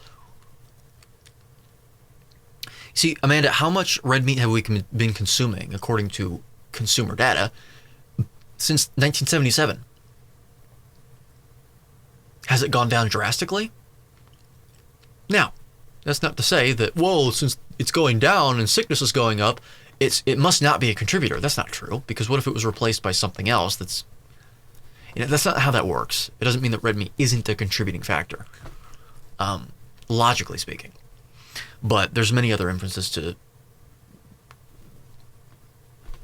debunk this nonsense.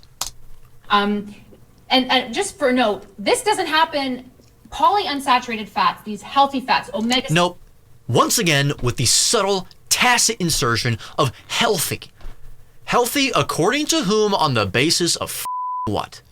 Amanda? You're full of Omega-3 do not cause insulin resistance. Okay, you have no idea what you're talking about right now. No idea. Because you're basing that opinion off the same science that can't even inform upon whether or not it does. You have no idea if it does or not, based on your foundation, because your foundation that you're working under cannot inform upon that. That is your opinion based on ideology, plant-based propaganda. You have no clue what you're talking about. None. What are you trained in? Stick to that. It's not science, and it's not nutrition, and it's not human physiology. You're probably trained in pharmacology, etiology, and symptomology. Stick to that. Stick to lining your pockets by prescribing drugs to people and actively going out of your way to desperately find any opportunity to prescribe them.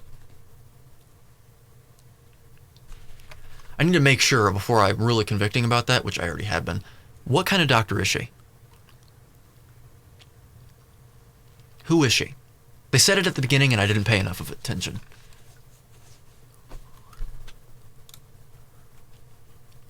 A medical expert. So, a meretricious, weightless term that means nothing. I've been called an expert. Given my humility, I hesitate to call myself one. But it goes to show that you don't need to work in the medical sphere to be considered an expert. You can be effectively a layperson. You just have to know what the you're talking about. Expert according to whom, on the basis of what? So there's nothing, and frankly, I don't care. I don't care what she is. I'm going to go with physician. Correct me if I'm wrong. I'll see it at the beginning of the video. Well, at the end of the video, when I scroll to the beginning, I don't care enough. So they're not the issue. It's just that. No, that's your opinion. That is your opinion. It's just saturated fat. That's what she's about to say. Unfounded. Cite your research, and we'll obliterate it. Fat. The chicken wing. The chicken wing. The chicken wing. Okay, chicken wings are primarily made up of polyunsaturated fats. Chicken has even less saturated fat than beef. But again, so what? To model this, what happens then in the new model is that saturated fat gets into the muscle cells. Now, this is the most patronizing bull I've ever seen. These are children. I mean, seriously, who are you catering to with this? I mean, it's not actually children, because children wouldn't have a hope in hell of understanding what this is and what they're saying. Saturated fat gets into a cell. She probably doesn't even know how that happens, by the way. It's through chylomicrons, according to the I-to-G ratio, by the way, and lipoprotein lipase activity in determining whether or not they'll actually be used, or, well, actually, in terms of, with respect to which cells will take up the fat, whether it be fat or muscles. That's important. I'm putting it on top of the receptor. It actually is in the muscle cells. Yes, because it is not a water-soluble solute and can passively diffuse into a cell because a cell is made up of lipids. Correct. This is exactly what is supposed to happen.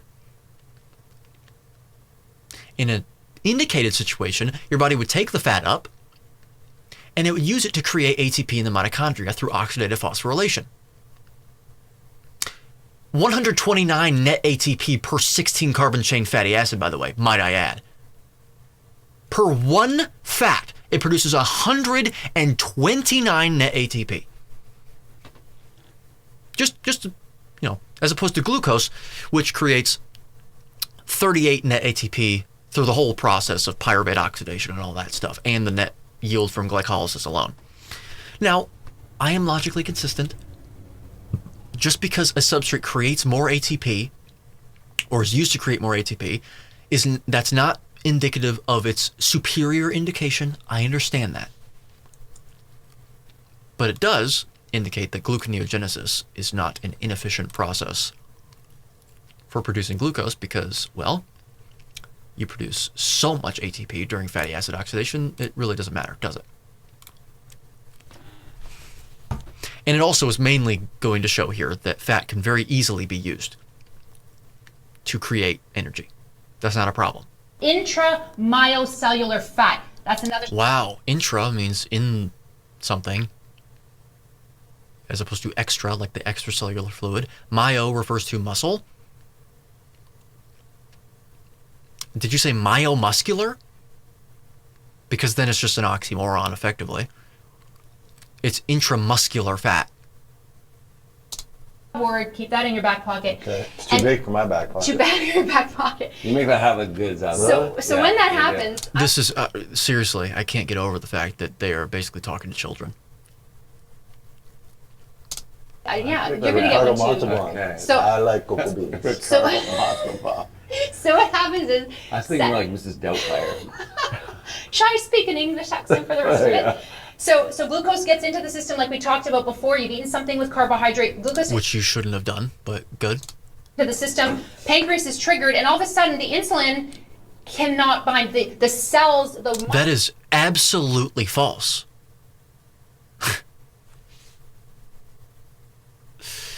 They can.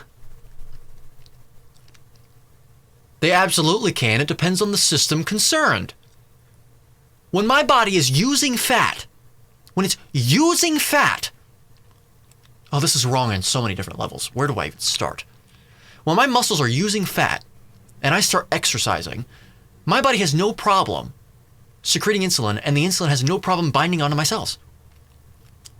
That is not true. You're talking about a situation where saturated fat, any fat actually, that is going to be oxidized. Interesting how it's usually saturated fat. Okay, at least used in the examples. Pools in a cell and actively inhibits, through acetyl-CoA buildup, the glycolytic pathway, GLUT4, translocation, PFK1 and PFK2, pyruvate kinase,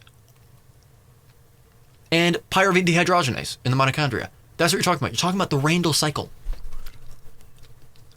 That prevents the recruitment of the GLUT4 membranes in the first place, which means that insulin will not be able to bind to anything. It's not like the receptors are there and it's just not binding. That's not what's going on.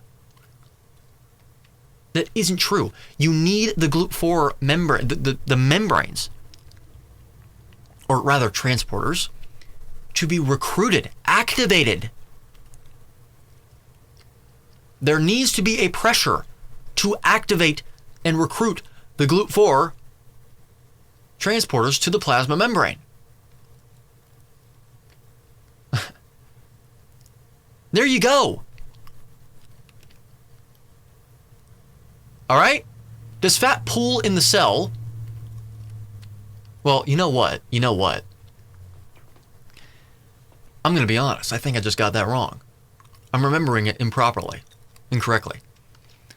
Fat pools in a cell when glucose is blocking beta oxidation. It's the opposite. Glucose itself, when it's being used, will block beta oxidation, and it will cause fat to pool in a cell. Then it will be used to create a bunch of fat, like triglycerides, and they're stored in the muscle. That's how that works. Fat can inhibit glycolysis. I'm still right on that. But it's not fat that pools that causes it. It's just fat itself. It's the use of fat that will cause that to happen. It's the Randle cycle. There you go. Until you release a bunch of insulin, and then you actually will get an override of the effect oftentimes. Unless the cell grows too big because you've stored so much fat in there, and then as a protective mechanism, the cell will refuse the glucose. That is what's going on. Now, What is required physiologically, and what is the substrate that our genes have most evolved to withstand throughout evolution? It's f***ing fat. Cut the carbs. Thanks. Cells are resistant. So what happens? That channel is staying closed. Notice how she's implying that this is a problem with the body? The body shouldn't be doing this. This is why I have said that Western medicine is predicated on the notion, the implicit foundation, that the human body is inherently flawed. Oh, you're inflamed. You shouldn't be inflamed. Take this anti-inflammatory drug. Oh, you've got high blood glucose. You've got insulin resistance. You shouldn't be insulin resistant. Let's force the glucose into your cells. Yeah. Evil. Sugar is just trying to get in. It can't get in. It stays in the blood, and then your blood glucose rises. Yes. And then you get a situation where the same thing happens with your fat cells, and then you got a major issue because fat cells function as a primary sink basin for glucose. Then you got a huge issue. Then you're diabetic. Okay?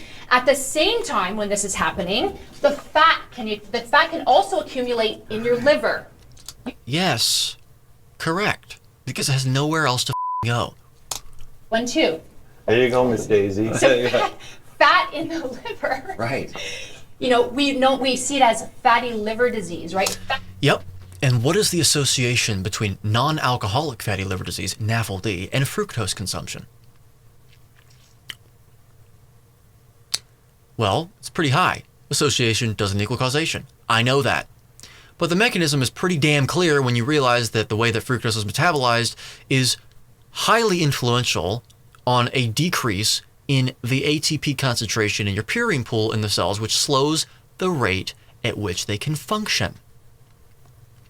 It causes the liver to be overburdened more easily with the same stimulus. Alcoholic fatty liver disease does the same thing, just through a different mechanism. It drops your redox potential, your NAD to NADH ratio, because of the way that alcohol is metabolized, which over time tends to drift towards fatty liver. There are other mechanisms that lead to that as well. They're not at the forefront of my brain. They're interesting speculations. I read them once, and now I've forgotten them, but it doesn't matter. Liver disease is a precursor to diabetes. Yes.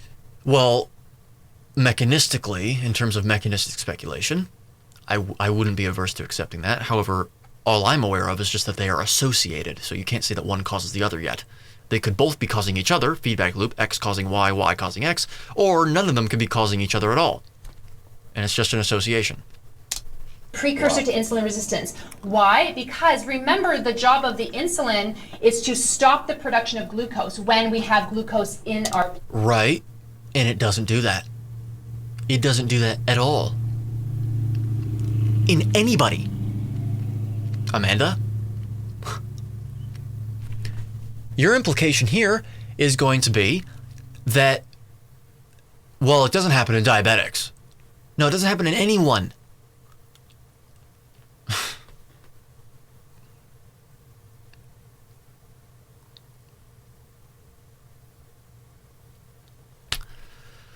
Oh, wow.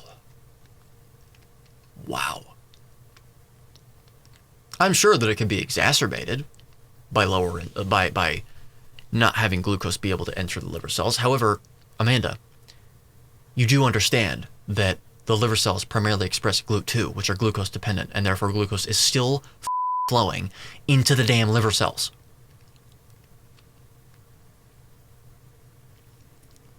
It doesn't primarily express GLUT4 at all.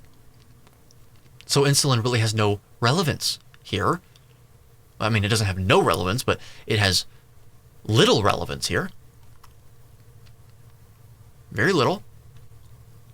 This is exactly what the body is supposed to do given the circumstances. How did they get a buildup of fat in the first place, Amanda? Riddle me that. It wasn't by eating fat. Because we've eaten it. No, not because you've eaten it. Amanda. False. We have eaten blood glucose, the insulin can no longer bind, so the liver just keeps doing its thing. It always does that. In everybody. It's now pumping out even more sugar. Yep. So when you pump out more glucose, I'm using glucose and sugar interchangeably for the sake of the discussion, but when you're pumping out... We understand, Amanda. We understand. I also understand these mechanisms very deeply that you're speaking upon right now. More and more glucose, the blood sugar level rises, and it's saying, hey, pancreas, do something about this. So the pancreas starts to squirt out more and more. Again, be careful with your choice of words here. Choose something a little more mellifluous. Also, once again, we already covered how insulin is secreted. Yes, more insulin is secreted, and it's futile. Your fat is filled up with fat. Your fat cells are filled up with fat. Your muscle cells are filled up with fat. Your liver cells are filled up with fat. All your organs are filled up with fat. Well, there you go. Now, how was the fat created? Where did it come from? It didn't come from the diet.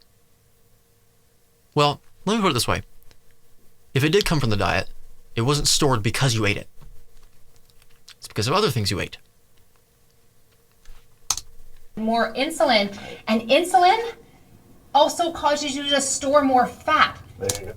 Yes. So you just answered my damn question.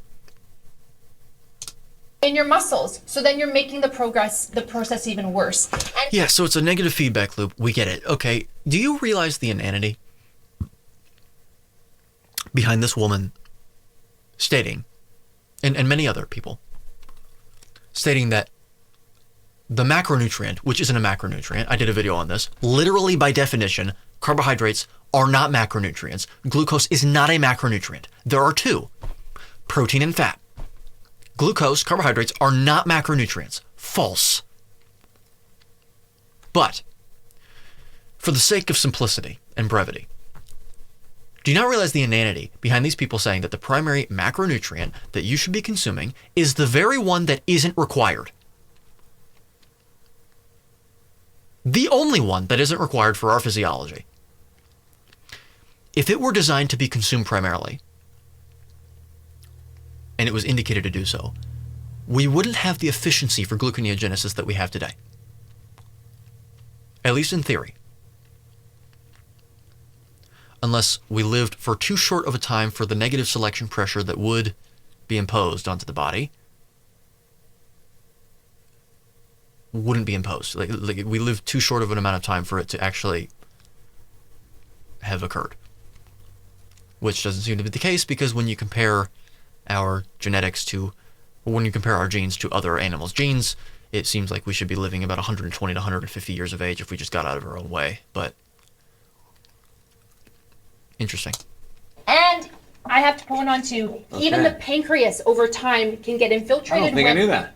Can get infiltrated. Pancreas even. All organs, they have a capacity to store fat, because notice that it's always fat that is being stored, because fat is the primary form of future fuel that the body creates. It's not glucose. It's not. And yes, and so what happens is it also destroys your beta cells, which are producing the insulin. That could be because of glucose damage itself, actually, because you're completely failing to understand that glucose is harmful above a certain concentration in the bloodstream, and also above a certain concentration in a cell. Your cells can only divide so much until they start to basically slow down. That could also be a potential risk. I'm not saying that you're wrong here, but there are lots of other factors. You're being really convicting. That is why. Okay, that may be one of the main reasons why. We suggest that that's one of the main reasons why. Because of this inference, okay? Be humble. First place. What a vicious cycle. It's a vicious cycle. So that's what happens in insulin resistance. So Tell me that there's some hope. absolutely. Oh my God. These are insufferable people. Think about it. Remember, lifestyle medicine, which is my thing, what I practice, lifestyle medicine. Yep. And, well, thankfully, you've made a video so that I can warn everyone that is watching this video against taking advice from you, becoming a patient with you, etc. About root causes. So if saturated... Right. Root causes. Oh yeah, the root cause of your insulin resistance isn't eating the thing that we are not designed to eat any significant amount of, according to Darwinian principles of evolution, evinced by many hard inferences and soft inferences, observational inferences. The very macronutrient that isn't a macronutrient that we don't even require for consumption. It's you consuming saturated fat, the most stable fat that comes from the most indicated source of nutrition for human beings. Right. Good Look at this guy's face. We are not children. Fat is the root cause.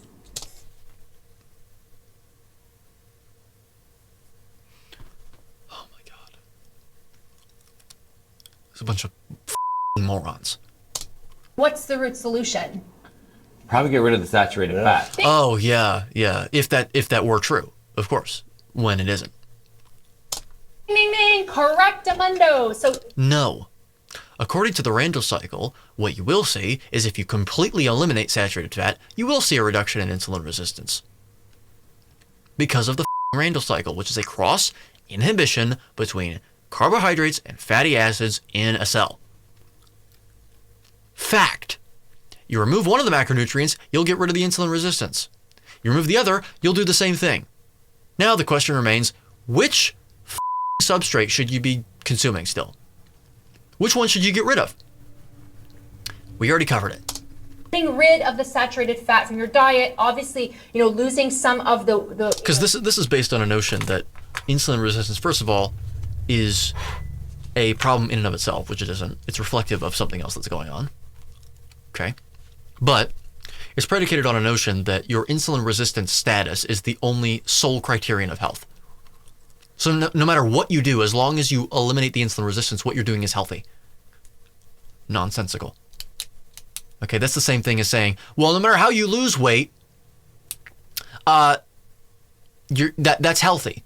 Oh, really? So if I cut my fucking leg off right now, well, I lost weight. Is that good? Well, Eddie, that's not what we're saying. Obviously not. We're talking about in the context of diet. Okay, so if I starve myself, is that good? Is that a good idea? Well, no. I mean, it's in the context of like eating food. You see how it's just narrowing down? It's like, oh, okay, so if I just eat Twinkies all the time, and I lose weight, is that good? Is that the criterion of health? Should I be doing that? Is that healthy? Well, no. Ideally, you'd be doing it with healthier foods. Okay, define healthy. Should I do it with a vegan diet? Oh, well, no, probably. You see how you just narrow it down, and eventually they realize it's just stupid.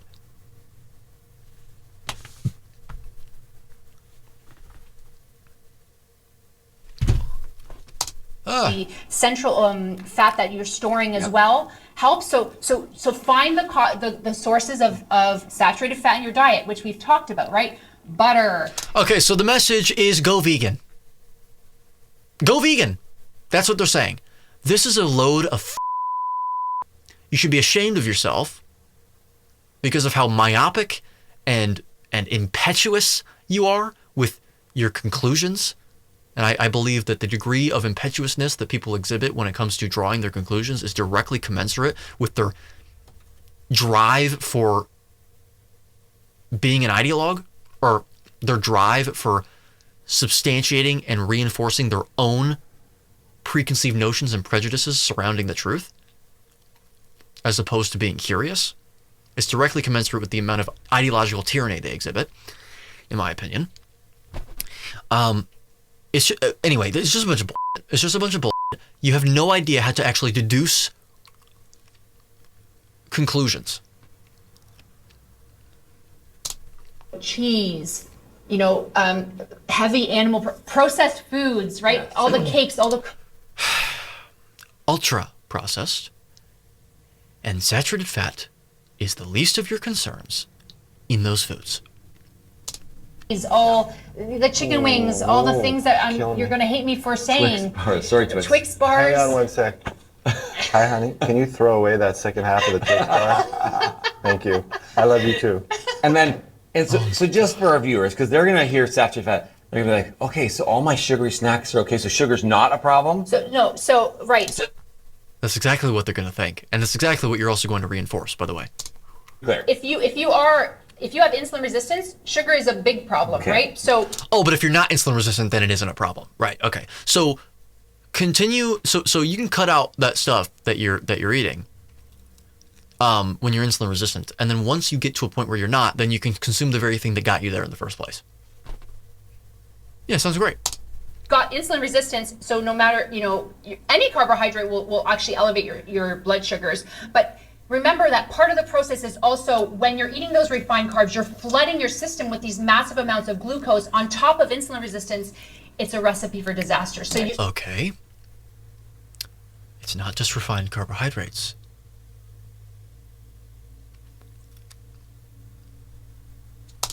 still do need to, eliminate refined sugars from your. Okay, so let me get this straight. You're saying to people that they should limit their fat intake and their carbohydrate intake.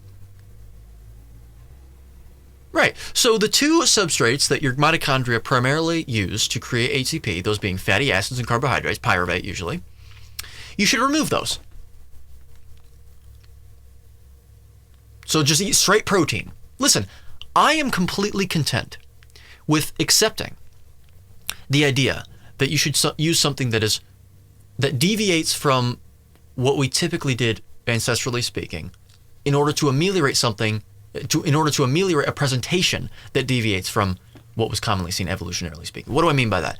I mean something that I would consider to be contraindicated, like a drug like sugar. It can have certain indications. So in other words, it's not necessarily contraindicated. It depends on the circumstances. It can be indicated to ameliorating certain situations that are also deviations away from what we exhibited evolutionarily. I'm completely content with that. This is a perfect example. Well, you're insulin resistant, which is not where you should be. It's not the indicated affect. It's not the indicated sort of physiological set point. Your homeostasis, not indicated homeostasis. So in order to get you to indicated homeostasis, we can use this as a drug to get you there because you really shouldn't have gotten there in the first place.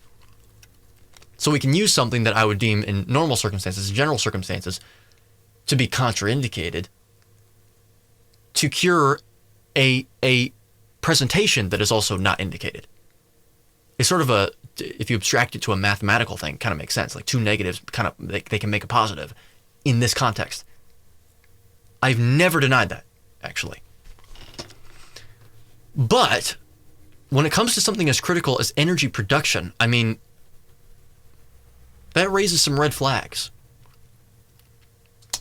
It's just less likely to be the cause necessarily. It's something going to aggravate it. So No, that's completely nonsensical, and you're serving as a propaganda, or really a propagandist, to spread a bunch of propaganda.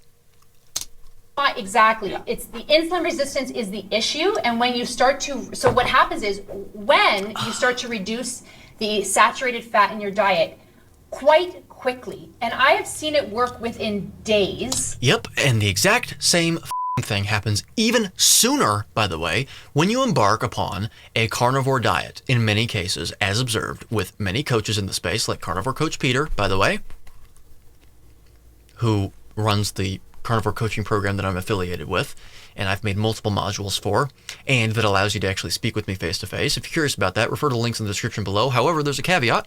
We have completely stopped carnivore certification program because it allows you to get internationally accredited. We are stopping that. We're stopping that now. We're stopping sales until September, actually. But we do have room for a few more people. And we have a waiting list that you can sign up for to get into the program in September. However, we do have a new sort of segment of the program. It's newly introduced, it's brand new, and it is an exercise, or it's a fitness program, sort of a subsection of our health nutrition program. And I have a module made for that as well. And so that is new. And you'll be able to gain access to that if you sign up for the waitlist for September.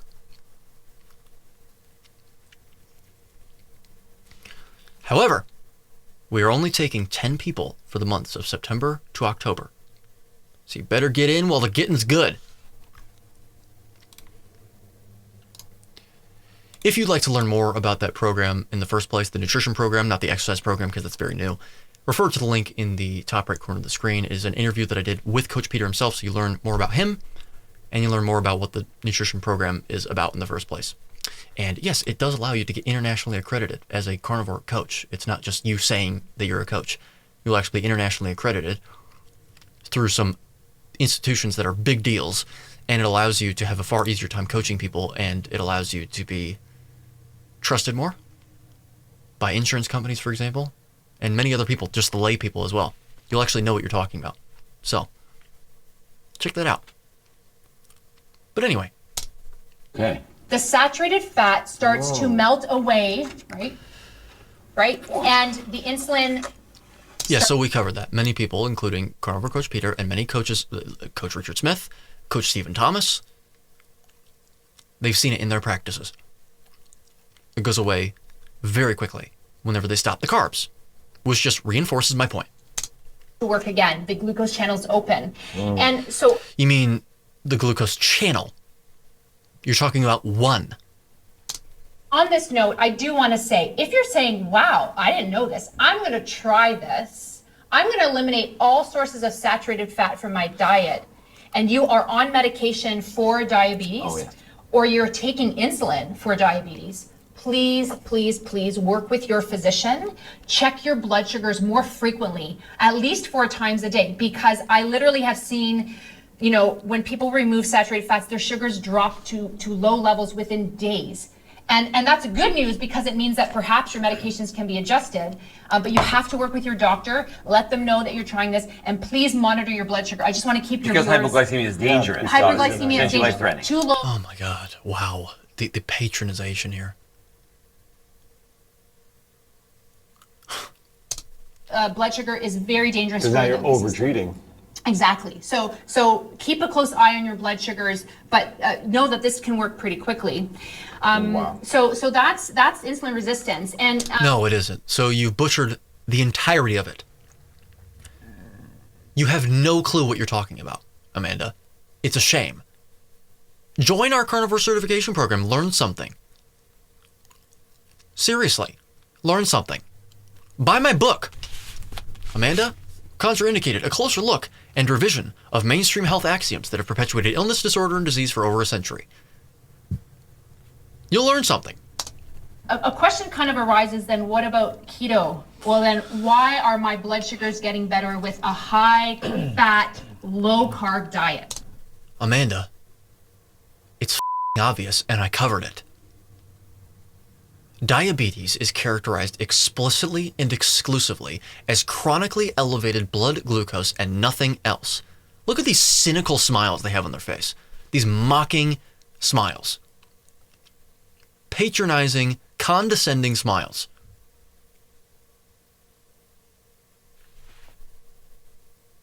You are an orthopedic surgeon. Stick to it. I hope that you at least do that job well, and you know about that well. All right? The second part of this is you will not see people with type 2 diabetes have type 2 diabetes that aren't consuming carbohydrates. They're also consuming fat as well. Yes, great. And it goes right back around to my point. Which should they cut out? Where do you get your vitamins from? From carbs. So let's think about this. Yeah, let's think about this. Sorry, Peter. So in keto or in any kind of low carb diet, you're basically just never exposing yourself to carbohydrates. That is nonsense. No. Or else I'd be dead, Amanda. We're producing all of it. That is bull. But you're eating high fat, typically high saturated fats. So what? Also define high. That's a relative term. What do you mean high? A lot of people, according to what the colloquial definitions of high are, which is sort of an interval range, because again, it depends on what people are really thinking about. They're not eating high fat. They're usually, not usually, but many times, they're actually eating higher protein and lower fat. Moderate fat, high protein, as opposed to high fat, moderate protein. So what's happening is, can I see your hat? Can I see your hat? Yeah. You're actually you're double timing your saturated fat. You're actually making your insulin resistance worse. No, you're not. You know what, Amanda? Let me put it this way. This is exactly what I meant in the very beginning of this. Insulin resistance isn't the problem. The problem is elevated blood glucose. You're pretending as if insulin resistance is the problem. It isn't. One phenomenon that you will see on a ketogenic carnivore diet is that as you become more fat adapted, your expression of GLUT4 goes down. Your expression of all GLUT transporters actually decrease slightly. What does this do in certain individuals? Not everyone, by the way. Talk to Coach Stephen Thomas or refer to the video that we did recently together on my channel, wherein Coach Stephen talks about how his patients are extremely insulin sensitive. His clients, I guess you could call them. They've been fat adapted for months and months and months, sometimes years, and he has them have a Mars bar and they test and it's just a spike and a trough in glucose. So actually, no, Amanda, false. But in certain people, this is observed, where their glucose level goes up after they stop consuming carbohydrates for a long time. They consume a large bolus of them. Their glucose spikes, and it holds. And then it goes down. That is called peripheral physiological insulin resistance, which makes sense. You have less transporters to take up the glucose. You have less transporters on your beta cells to create insulin as efficiently. All right? And you have a Randall cycle situation where the fat is helping to cause a back chemical pressure against the bloodstream to force glucose out of the cell because it doesn't require it. Randall cycle. You got three things happening all at once. By the way, that situation, your body adapts to that phenotypically within a matter of days. So that holding of glucose doesn't even happen forever. Your tolerance for something goes down when you stop consuming it, Amanda. That goes for everything. Alcohol. Okay? Cigarette smoke. That doesn't mean that you should continue consuming the thing. It means you should stop consuming it and never consume it again. So no, this is based on a premise. This is why I said at the very beginning of this video, if you're watching and you're new to this channel, there's a reason why I am this pedantic. It's because of this. She now just made a claim, well, you're making the insulin resistance worse.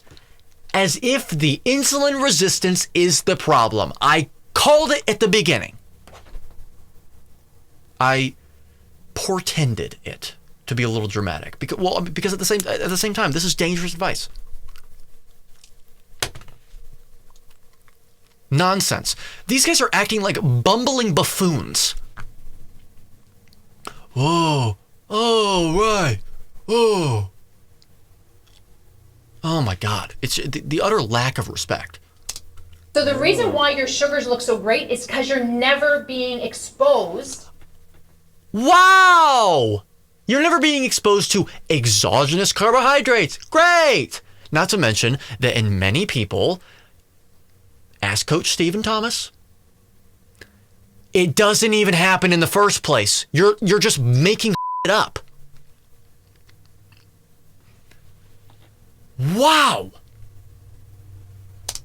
To glucose in the first place. Okay. Wow, which is exactly what you should be doing. By the way, not glucose, exogenous glucose, because my cells right now are being exposed to all the glucose they require.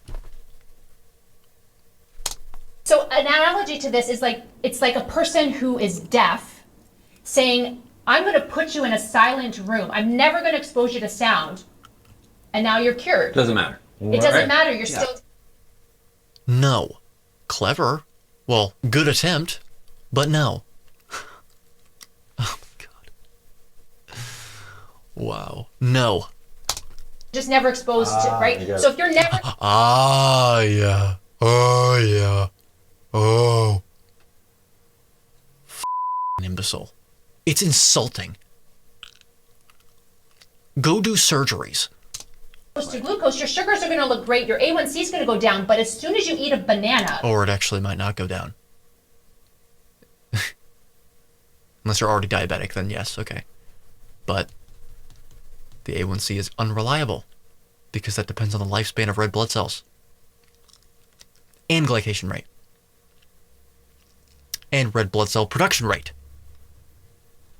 which is a completely normal, healthy source of fuel. No, false. You said healthy, we covered healthy. Normal, that's true. Normal doesn't mean it's indicated. We're done. Source of fuel. At least you didn't say energy. Just because it can be used as a source of fuel doesn't mean it's appropriate. Covered that entire sentence. Just obliterated the whole thing, didn't we? Pow, pow, pow. Every single part of it. Carbohydrates, your sugar shoots up. Wait. No. What do you mean by your? Who are you talking about? Because it doesn't happen in everyone. At all. Arrogance. Erroneousness. It doesn't happen in everyone. I'm true keto. I'm never eating a banana. Well, Right. Eventually. So what if I literally never ever, just to play the devil's advocate, Yeah. what if I was like, I'm never going to touch another simple Yeah. or complex. Wow. There you go. Not to mention that keto isn't zero carb necessarily. You can be 20 grams of carbs and be keto. Depending on your body type and activity level, you can also be up to 50 grams. Once you get to that 50 gram point though, yeah. Carbohydrate in my life. Yeah, so you probably actually, your insulin resistance will be terrible. So No. Well, once again, if you're talking about physiological, you may exhibit that, but that is not the problem. The problem is hyperglycemia, diabetes. What is so hard for you to understand about this? at any point, if you do consume a carbohydrate, Through the roof. your sugar's going to No, it's not. Not necessarily. It might even be the minority of people that this even happens to. And even if it weren't, that doesn't matter. That means stop consuming it. Do you realize how stupid this argument is?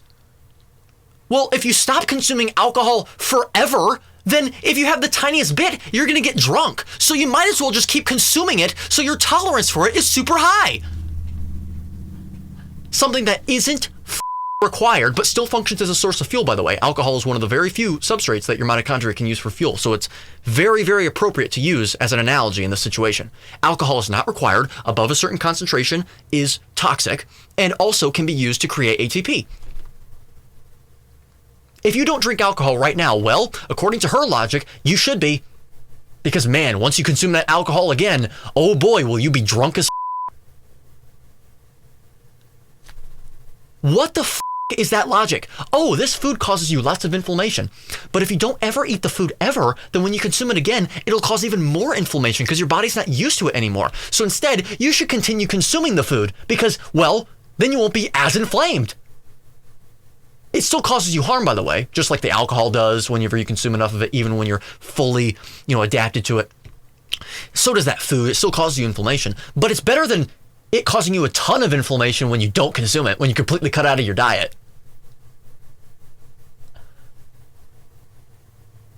This is the stupidest argument that I've ever heard regarding the insulin resistant thing. And it's the most common one I ever hear. Also, this typically happens with large boluses of carbohydrates without any fat whatsoever. Just so you know. In people where this actually does happen, because it's not everyone, which is the other problem with this. and goodness knows if you're going to ever be able to undo that damage that you've done to your insulin receptors. Yeah.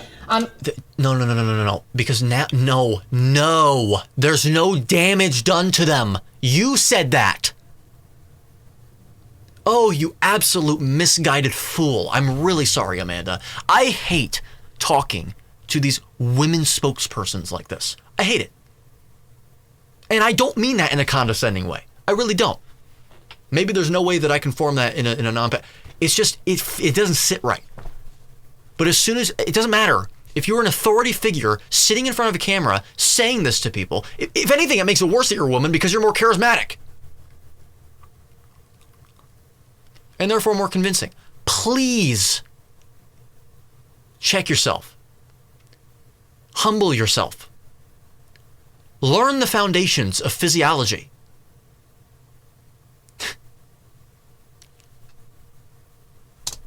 In a second, like we know now with studies that, long-term. Oh, God. We know now with studies. With studies. What studies? Cite them. And also, we know now. You have no clue about what science is and what it can inform upon and what it can't.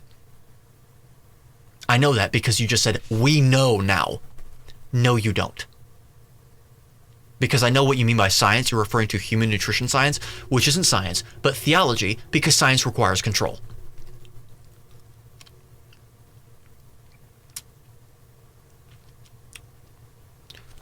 Human nutrition science involves sample sizes with respect to randomized controlled trials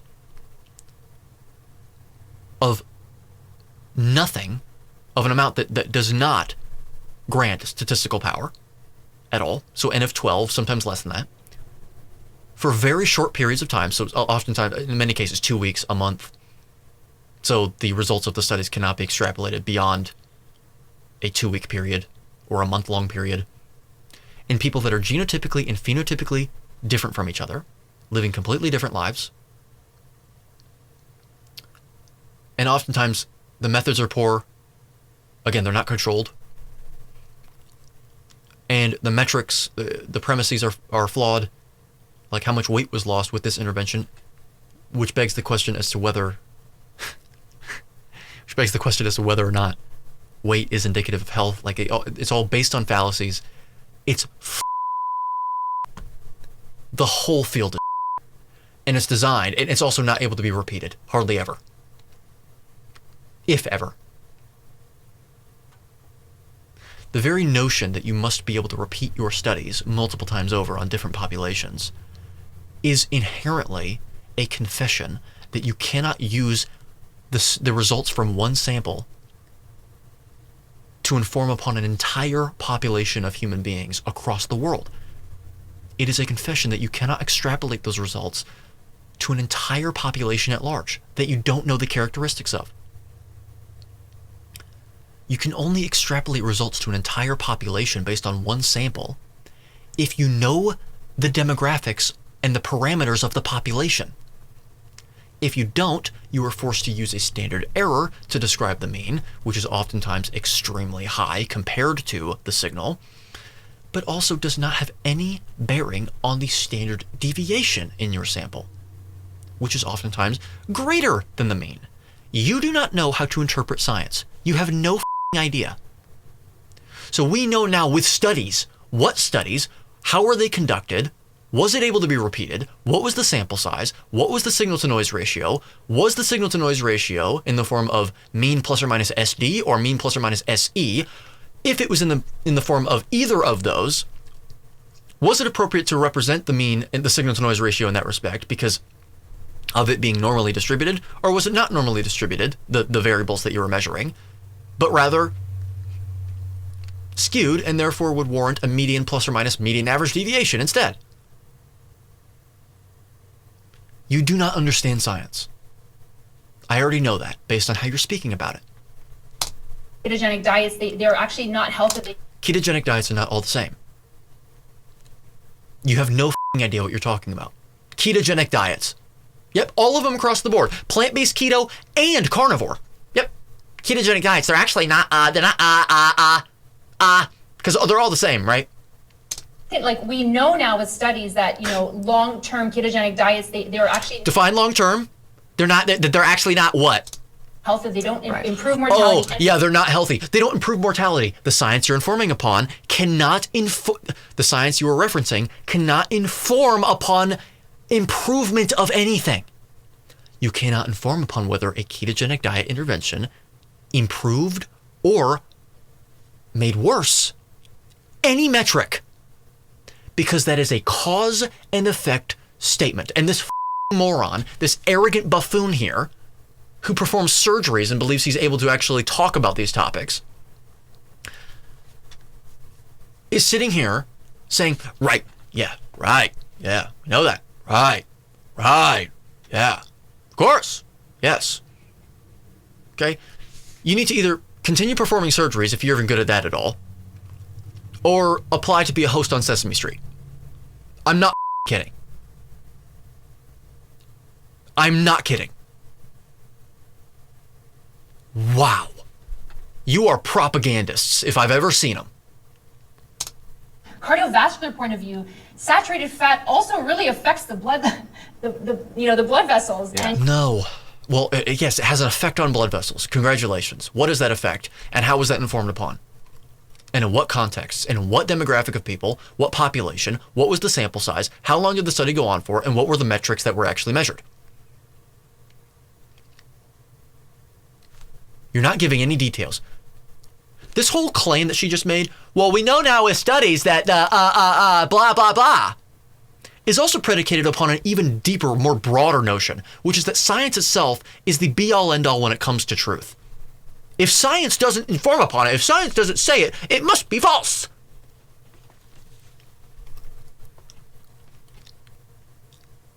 Wow. As if science can inform on really anything. Especially statistics. As Mark Twain once said, there's lies, damned lies, and statistics. He didn't just say that for no reason. He didn't just pull that out of his okay? It meant something, and this is what it meant.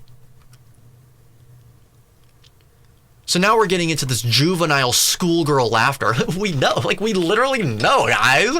We know. No, you don't know. your heart. So your in your heart. Oh, so we're back to saturated fat is really bad for your heart, guys. Saturated fat clog arteries and stiffens them, and you die. You get heart attack and die. Wow, good, classic. increasing your cholesterol, you're increasing. Ugh! Are you feeling the same way that I am right now? Are you feeling the same way? You're increasing your cholesterol. First of all, not necessarily. People will have a decrease in total cholesterol a lot of times when they embark upon a carnivore diet. A lot of times it's in range, their total cholesterol. But in the case where it isn't, LDL, lipoprotein numbers, estimations, not measurements, and also total cholesterol, irrespective of the type, is not the cause of heart disease. It is innocuous. If you want to know the deep, granular mechanisms, the hemodynamics of heart disease, I would highly suggest once again to read my book, because in chapter 3, we go through this extremely densely, in detail here. Okay, I'm on the chapter right now. I'm going backwards here.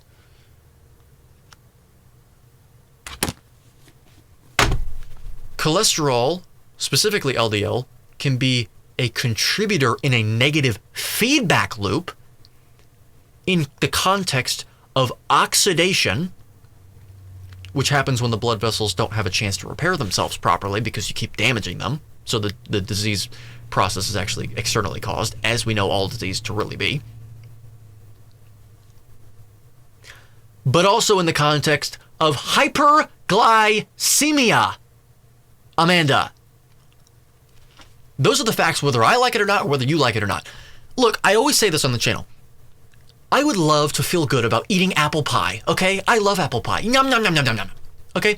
I was always the desserts guy, man. I love sugar. I'm a sugar addict.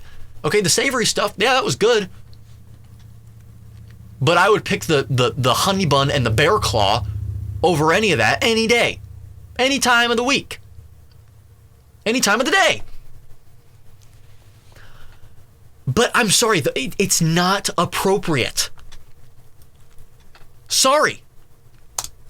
You know, your heart disease risk. So No, because risk is a cause and effect statement, and there are no studies that can inform upon the risk of any heart health outcome or disease process as that relates to any aspect of human nutrition over any given period of time throughout the entire time human nutrition science has existed. There never has been, and there never will be. And we covered it. Done. In the short term, your blood sugars and your A1C look okay. yeah. Wow, so the actual problem, the glucose, the thing that's actually causing the damage, that's gonna look great. Okay, good. But of course, because of ideology, that cannot be. We have to somehow undermine that. We have to discount that and tear that down, right? Because plants are good. Plants are good, bruh. Plants are good because we said so. Necessarily an accurate or valid picture of your general health. Yeah. Right. Mr. Weenie. Dr. Weenie. Okay? No. Again, the patronizing attitude is out of this world. Did decide not to be keto anymore. Look out. You kind of pooched yourself because you know you're going to be so far gone. That is absolute nonsense, Amanda. You should be ashamed of yourself. You need to request that this be taken down off this channel, frankly. I will be sending this to you. I will be tagging you in any way that I can. If I can send it to you, I'll send it to you directly. You need to stop today. You need to stop with this nonsense. If you have a clinic, I have the ability to reach you.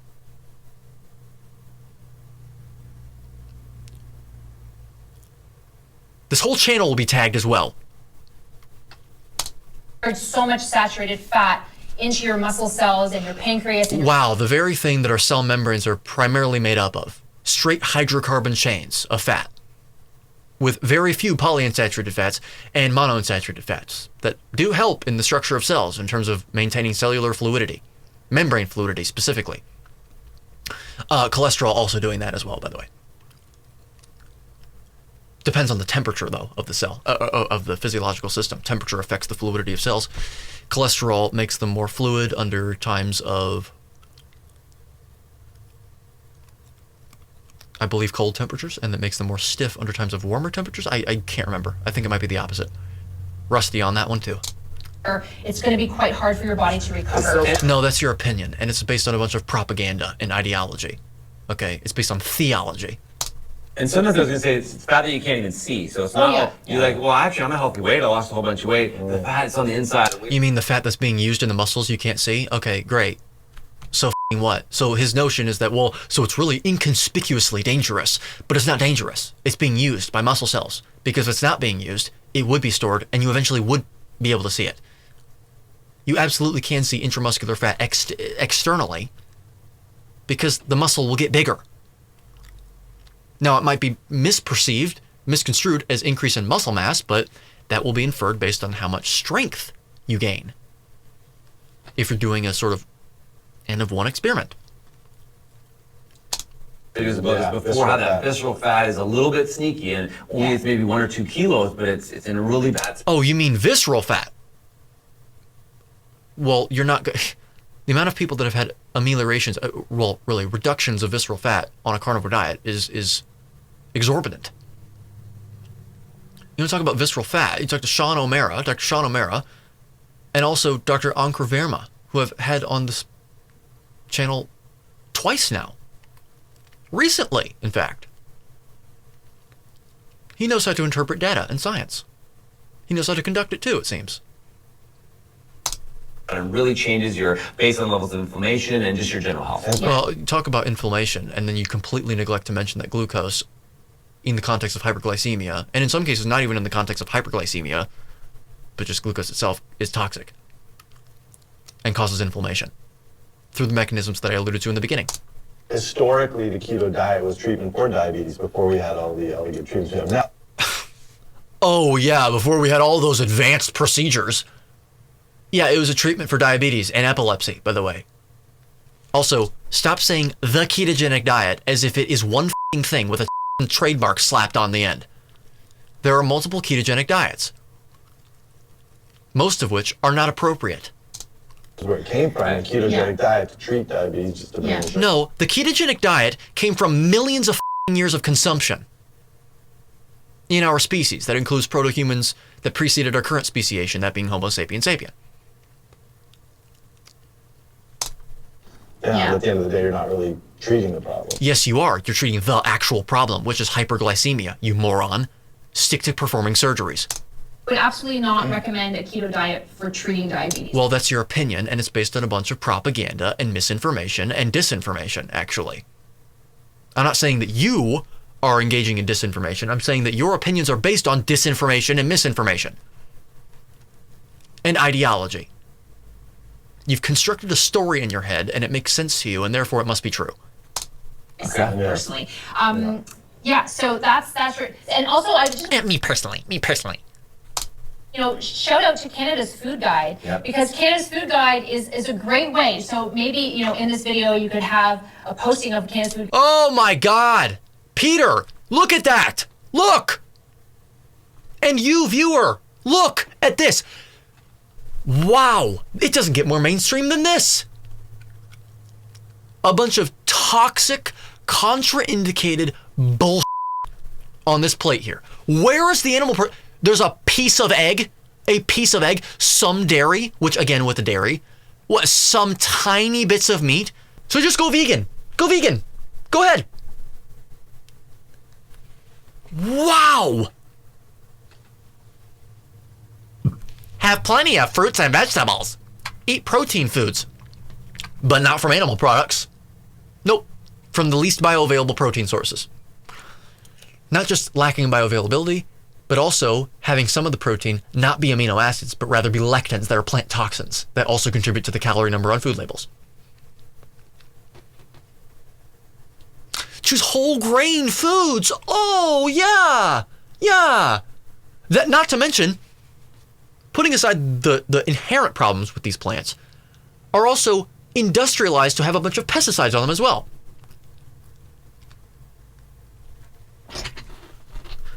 Give me a break. See, it was updated in 2019. If you follow that guideline, you will be fine because... Oh yeah, you will be fine. So she knows you will be fine. Were you fine? Let me know in the comments if you ate this way. How you but of course, when you give your experience in the comments below, you're just a liar at the end of the day. You're just lying. If it didn't work for you, you're lying. If it did work for you, you're not lying. But if it didn't work, you're lying. You didn't stick to it. Count your calories, bro. Just do better next time. You should be ashamed of yourself. Quarters of your plate are carbohydrates, but they're complex carbs, right? Coming from whole grains, lots of fruits and vegetables, starchy potatoes. Like when I introduce this to patients. So sugar and fiber being an enteric irritant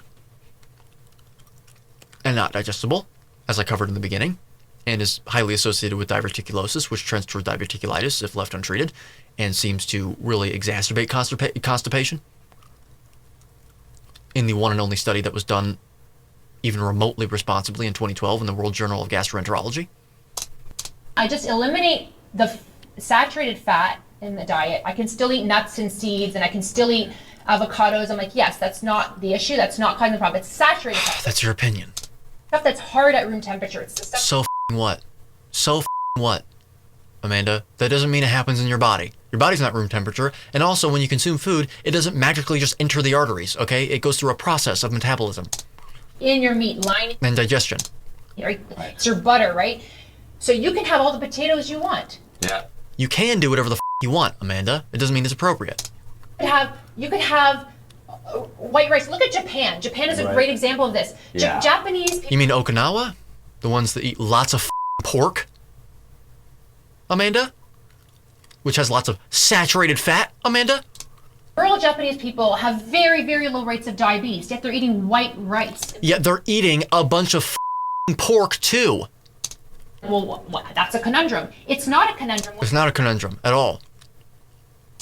Understand what the root cause of insulin resistance is. Yeah, well, which you don't. They have diets very low in saturated fat. They are No, that's not true. False. 100% false. We're done. You have fallen into the most juvenile trap. Propaganda.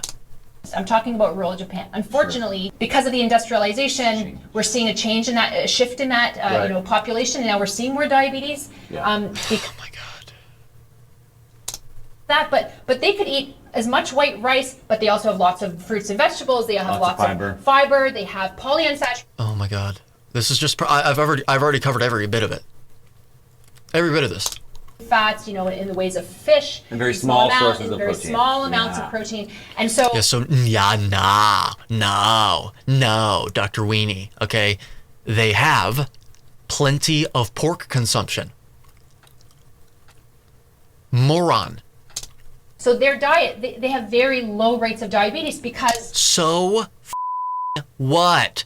Diabetes presentation is not the sole criterion of health either. You can ameliorate diabetes by starving yourself. What we need to assess is what the indicated dietary approach is for human beings. An indicated dietary approach shouldn't result in diabetes and any negative heart health outcomes based on presentation and identifiable disease process. So it shouldn't result in diabetes. It won't be associated with diabetes, but that doesn't mean that every single diet that results in an amelioration of diabetes or a hedging against or a prevention of diabetes is appropriate. There's no fat. Right. That's plugging the system. That's not true. In terms of saturated fat in your muscle cells. If you're talking about they are not obese and overweight, and that's not plugging their system, yeah, correct. What else are the Okinawans and the Japanese doing, and what else are they not doing? There you go. Isn't this cool? I like. No, Amanda, this was complete misinformation. You should be ashamed of yourself, and I will be sending this to you. I will be finding a way to get a hold of you. Leave a comment if you appreciate Dr. Maroney's passion. Well, I'm going to leave a comment. I'm going to let you guys know how atrocious this was. Resistance. Can we mention the book? Sure can. If you want to learn more about this and really get into the nuts and bolts, this is one book I'd highly recommend. I have no affiliate. Wow! Mastering diabetes? Oh, I didn't think it could get any worse. Robbie and Cyrus? Their book? Is that who wrote it?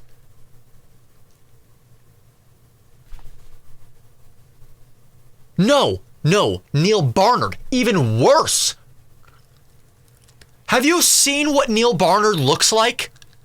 He is a skeleton. He is haggard and pallid, with no muscle on his body. Oh my God. And with the authors of this book, it's called Mastering Diabetes. Another great resource is by. So was it not written by Neil Barnard? No, it is written by Cyrus and it has a foreword by. Oh my God. Wow. Neil Barnard, who wrote the physician. He wrote the program for reversing diabetes. We'll put links in the description. Yeah. Wow. This is atrocious. These people need to be shut down. Now. Goes through all of this. It has pictures. It doesn't use our live. I think we should take this live model on the road. I think on the road. This is really. But it will explain things in more detail. It also has some recipes. And I don't even know what to say. Just get yourself informed because, Get yourself informed, says Amanda. And orthopedic surgeons that should be on Sesame Street. Been told if you have diabetes, you've been told a lot that carbs are the enemy. Oh my God. A disease characterized explicitly and exclusively as chronically elevated blood glucose and nothing else. That doesn't develop in type 2 situations without some degree of carbohydrate consumption. Is not caused by carbohydrate consumption. The very thing that isn't required for our physiology. Nice one, Amanda. And while certain carbs can be the enemy, As if they don't break down to the same damn things unless they're fiber. complex carbs are the bomb, and it's No, Amanda, the bomb. Okay, great. So great way to try and connect with your Gen Z and Gen Alpha fans, if you even have any. when it comes to insulin resistance, Wow. it's great. Amazing. Yeah. All right, guys. there- You couldn't script this anymore to sound like propaganda, like a propaganda clip. Unbelievable. Now you know the skinny on insulin resistance. No, we know nothing. In fact, we actually know it's worse than knowing nothing. You're misinformed. Hey, a roll of fat. that's right. If Yeah. you like this video, please like it, subscribe to our channel, share it with someone they think that would benefit from this, or maybe someone that's not quite sure what insulin resistance is. Dr. Maroney, thank you so much. Oh my gosh. Thank you was for fun. having me. Remember, you Appreciate are in charge of your own health. We'll see you next time. Absolutely f***ing atrocious. What we just watched was textbook propaganda from plant-based outlets. That's what we watched. These people have 1 million subscribers, by the way. Or, well, I'm estimating. I'm rounding up. It's 1 million subscribers. Unbelievable. I made all my comments clear. Like, I made it very clear. Carbohydrates are the problem. Cut them out. You don't even have to cut them out to 0 if you don't want to. I think that's appropriate. But 20 grams a day? I mean, come on. It's not that big of a deal. Anyway, I've had enough of this. I've reacted to it long enough. I'm ready to stop. I'm ready to get out of here. If you enjoyed the video, leave a like. Subscribe to the channel. If you haven't subscribed yet, what are you doing? I see you. I'm watching you. And also, once again, leave your thoughts in the comment section below. Buy my book, Contrainidicated, if you haven't already. A closer look and vision of mainstream health axioms that have perpetuated illness, disorder, and disease for over a century. All formats are linked in the description below. Sign up to be a member. Sign up to our wait list to be a member of the Carnivore Certification Program as well. Again, we're taking 10 people only for the fitness part of the program as well between the months of September and October. But we're taking as many people as we can get for the overall health nutrition program that we have. We're stopping sales now and we're waiting for September. So again, links in the description for the website and also to get a hold of Coach Peter to negotiate a payment plan because that's who to talk to. And then finally, the link on the bottom of the screen. What is that link? Well, that is a link that will bring you to an amazing site with amazing products from an amazing brand known as Cerule, as I alluded to earlier. If you purchase product through that link, you will get a permanent percentage discount and permanent free shipping when signing up for monthly deliveries. And once again, if you email me behind the scenes at eggookie@pm.me, I can tell you how to earn those products for free because who in their right mind wouldn't want that? But of course, I wouldn't recommend buying any product, including these ones, if you don't know anything about them at all. So of course, fortunately for you, I have a video linked in the top right corner of the screen, which is a complete video elucidation and explanation of what these products are, who should take them, why you should take them, when to take them, etc., etc. And I'd also further migrate to the description below to find a video I did on these products in further detail, as well as the company of Cerule itself, which I think is incredibly important if you're willing to make a contribution towards the company with a purchase. So, with that being said, join me next time when we react to more plant-based medical propaganda. So, till then.